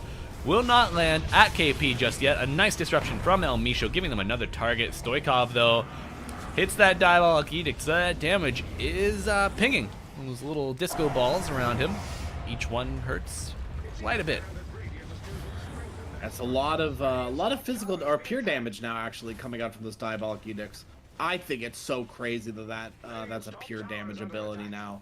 That is so bonkers to me. I remember it being physical for so long that my brain still is like, yes, that is a physical damage ability. I think it makes more sense it being pure damage outside of it, like over physical, but it's still old Dota brain, no worky good when things get changed like that. Yeah, catching up to change can be so difficult. Disruption onto Zephyr top, but Beast Coast pull back, awaiting the arrival of Vitaly. Doesn't want to use Stampede just yet, but might have to as the Reality Rift lands. Chaos Bolt, not enough control. The arrival of the Beast Coast reinforcement spells doom for Sammy Boy, and a Demonic Purge onto KP will pierce this BKB. Earth Splitter coming in to break up the fight, but it arrives a little too early. And the beautiful patience of Vitaly spells a stun for KP, but another stun in turn. The lasso with the split earth. Stoikov on a killing spree, gonna get another kill, a double perhaps, onto this Primal Beast who was just a menace in the mid lane, a minch if you will. Freezing field put to rest with a nice little snooze there from the Echo Stomp. Hello, Pake. Would you like to pick up the phone? Anyone? Bling, bling. Join in, Weaver? No, anything? No, you're not around. No one's home, I guess. He's just kind of chilling down here, taking a tier 2 tower, and I mean, that's cool and all, but you've got this Lincoln Sphere to fight, not to farm. So maybe it's time to do a little bit of the latter. Yeah. Beast Coast are not really having to worry about a roaming gank squad from Leviathan just yet. I mean, they have the Blink Dagger on bat. He's had it for a few minutes now. Would like to see them try to gang up, hunt down this Weaver, but time lapse, good spell. Time lapse, very good spell. It's pretty hard to kill this Weaver. You've got Chaos Bolt, Lasso, Lightning, and Static Link. That's about it to pop this Lincoln Sphere. Yeah, I guess they have Orchid. Oh, those are all pretty. I mean, Lightning Storm's gotta be. I think the secondary instances of Lightning Storm strike, even after the first one's popped, with the Lincoln set. Okay, Blink Lasso initiation onto Vitaly. Echo Stomp follow up with an easy Earth Split, or a Split Earth coming out. And now the Earth Splitter has arrived, but the Pulverize with the Blade Mail return damage of Lumpy proves to be too much for Stoikov. Now, here's your Pake. Here's your bouncing baby bug boy in the mid lane. Gets a double, a mega kill, perhaps. Vitaly claiming one of those two. Stinger going for the Echo Stomp will cancel it, so now on cooldown for 9 seconds. But Beast Coast, they get what they came for there. 3 kills, 3 pretty big kills as well. I know it's just a Bat Rider, but this Bat is pretty damn farmed. You know, he has the Blink, he has the Force Staff, and this is time in which your Weaver feels safe on the map. Anytime Bat Rider is dead, even though Pake has Lincolns, like we've talked about, they have ways of dealing with it a little bit. So it's not the end-all be-all save from the lasso. It's still pretty damn good, though. Mm-hmm. Yeah. Yeah, anything that you can do to make the enemy team spend another second making a decision just adds complexity to the game. As we see that complexity compound here on the bottom side, Centaur Warner dives the tier 2 tower and is punished heavily. Samson uses the Phantasm, gets the kill. Now Blade Mail on KP will break the leash. And he's got his Aghanim Scepter. Crash, this is an item we've not spoken about just yet. And I want to hold that thought as Batrider looks to hold Moose near and dear. And Samson will not let her escape his grasp with the Reality Rift. 2 kills for Leviathan, and they're looking for more. You really have no right as Beast Coast taking that fight there, especially without Vitaly, so sound the horns of retreat this time. Beast Coast will be the ones doing that, and yeah, like we haven't really talked about this Aghanim Scepter. Lumpy's had it for a hot minute now, but it's been what's winning them these fights. The overwhelming damage from this Primal Beast is huge. Hey, No way. This ain't No it. way. Okay, the blink save, but you're losing a lot of your damage with the Static Link. Earth Splitter coming out, will pull Pake back, does use the rewind to get that health back. Pulverize onto KP, and now Lumpy looking to get back, but perhaps it's just a fake back. Gets the uproar charges, pops the uproar, and that Aghanim Scepter splitting the earth around him.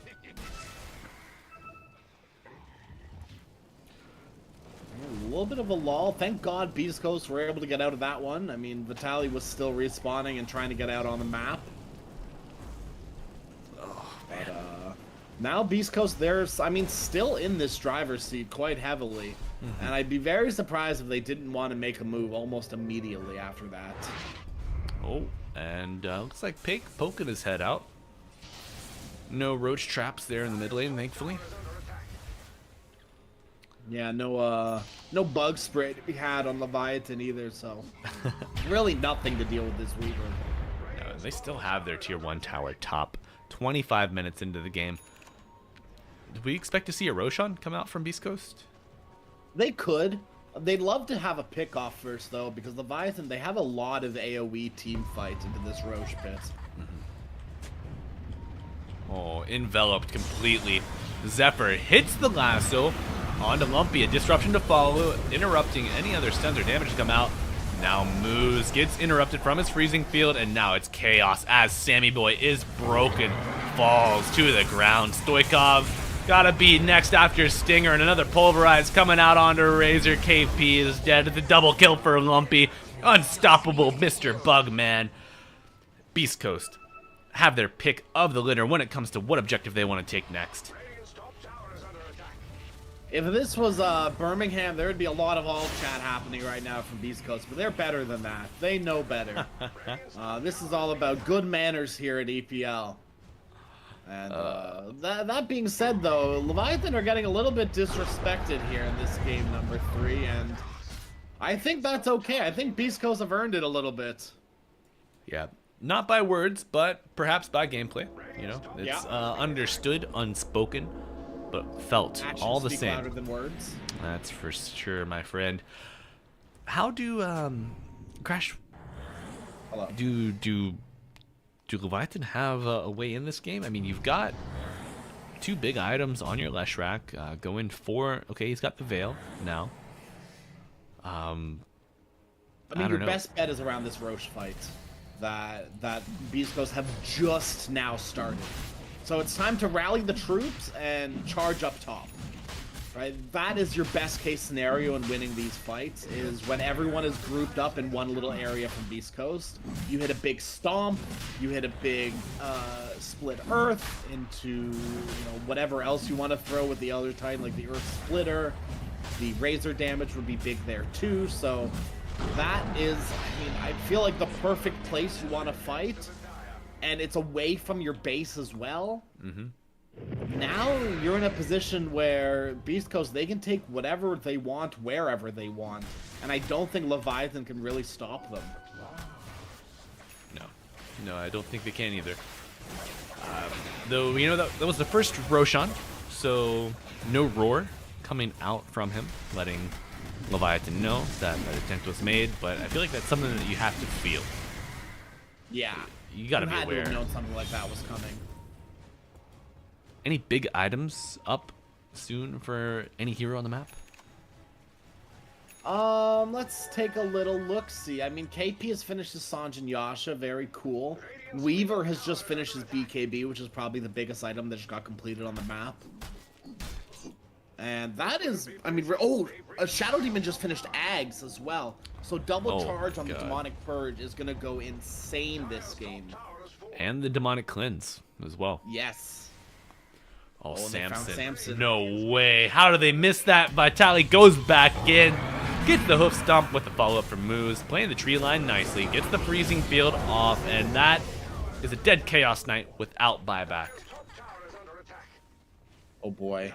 Look, Leviathan, if this wasn't game number 3 in the best of 5, I wouldn't be surprised if they typed those letters, because this game is fallen out of their hands, and I don't even know if it was ever in their hands to begin with. You know, even from the very, very beginning of these landing stages, right? First Blood did not go their way once again, and it just felt like, even though it's such a minuscule thing, it all spiraled out of control from there. Yeah. Happened in game 1, game 2. Well, I think they got First Blood in game 2. Your guess is as good as mine, dude. That's a long time ago now. My memory is shot. Alright. A tier 2 tower falls, and KP gonna have to pop the BKB TP. I mean, they could... They can't fight. But this would be the fight to take without the Shadow Demon, you know. I would like to see Shard on Leshrac. Yeah, it's your best chance at defending high ground, but it means that you're gonna have to give up any sort of progress you're making towards the Shiva's Guard. But once again, to kind of counter my own point, you need buyback, so you might as well value the cheaper item over the, 3,000 gold you need to spend for your Shiva's Guard. My thoughts exactly. Somehow Stoikov dodges all of this movement, and Samson gonna do his best Stoikov impression, and he will execute flawlessly. Gets the Phantasm, or the Manta, sorry, and pushes out another wave. So another little breath of air for the Radiant, as we see Zephyr doing the same here on the bottom lane. Nice little split push from the Bat Rat, confusing the hell out of those creeps. Confused the hell out of me too. I mean, I feel like it's probably the right play from Zephyr, splitting the map like this. But what confuses me is Beast Coast. They're just running around trying to find pickoffs, but there's, just a little bit too ambitious with all of their movements. Now they're going to take a split fight, hopefully able to kill off Samson all by themselves. 3 of them. Hoof stomp followed by the double edge. Damage from the Stampede and the root from Frostbite coming out, and it's going to be enough. Samson dying with his base in the nearby vision, but not looking great for Beast Coast here, or for Leviathan here. Samson no buyback on the CK, 400 gold short. Lumpy has a Bloodstone. Where did that come from? Oh my god. Does that increase the AoE of the stomps? Yeah. I assume it does. Yeah. Trample AoE increase. With the break damage from the Uproar, we're going to see that come into play right now after the Pulverize. And Leviathan losing their Bat Rider. They get the Aegis down on the Weaver. A ton of return damage coming out from the Stoikov hero on the Leshrac. And they hold the tier 3. Stinger hurts too. He's hitting like a truck right now. Yeah, he sure does. And KP gonna look to get in with the arrival of Samson. It is now a 4v4, and Beast Coast boys are dispersing. Will they get it done quickly enough? Yeah. I mean, there's a point in which they can maybe turn around here. Yeah. Oh no, this is so illegal. A nice Echo Stomp interrupting the onslaught. I mean, Shadow Demon is big, but he's not the end-all be-all to your fights, and you have this outpost to TP into as well. So that was a pretty big potential there for Beast Coast. A really good disengage from Leviathan. Without their BKBs, they kind of read that situation perfectly, where Yeah, like without BKBs, there's really no fight to be had. Sure. Like KP would just die immediately in these fights.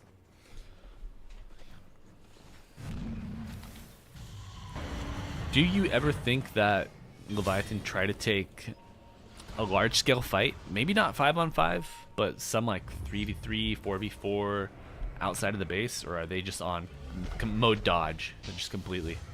They're on mode dodge for a while. You could look for a pick-off, but it's going to be incredibly hard. Like, it's got to be on one of these supports, because you're not killing Centaur or Primal Beast in time. But beastcoast certainly killing this Razor. After 70 seconds, no VKB, no Sanjin Yasha, no Lotus Orb. None of it matters when you're dead. No. Certainly not. No buyback either. 600 gold short. Zephyr doing his best to split push here. Though we will have to farm the jungle to not get spotted out by the proximal dire heroes. Pake with the Gleipnir able to catch him at a moment's notice.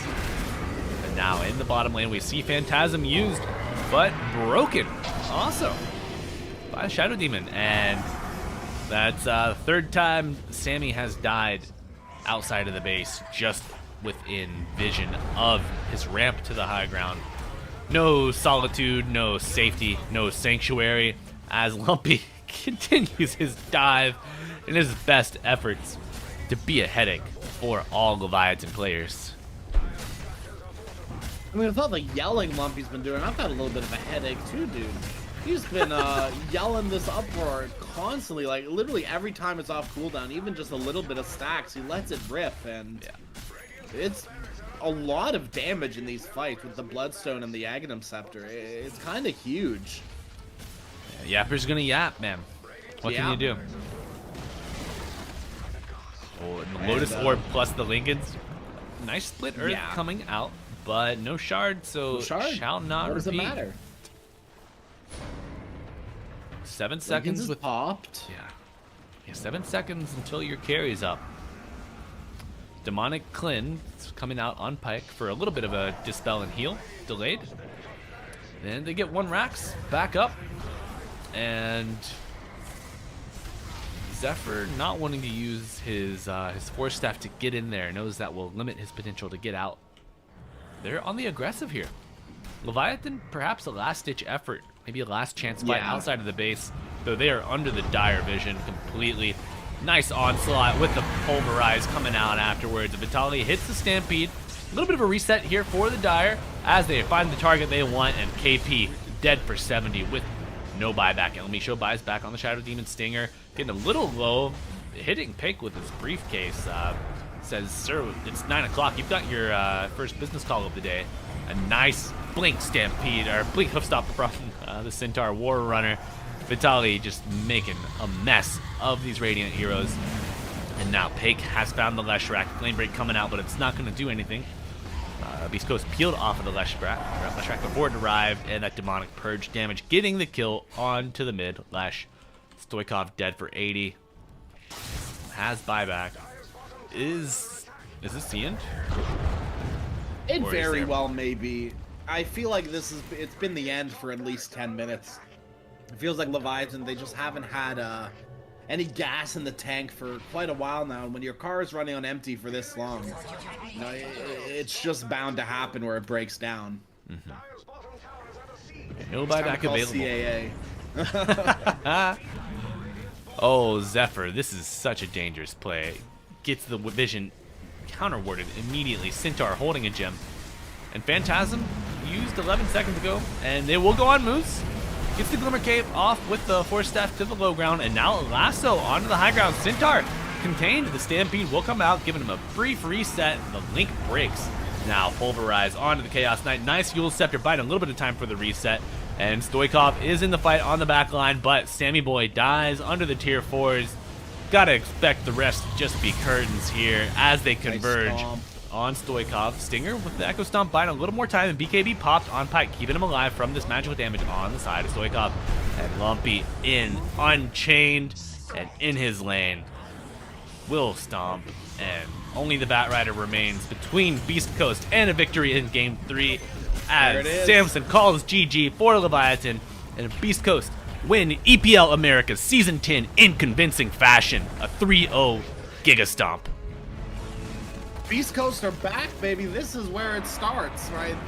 The org that was once in a very high regard in this region, they're clawing their way back up, baby, and this is where it starts. I'm telling you right now, Tier 1 team incoming.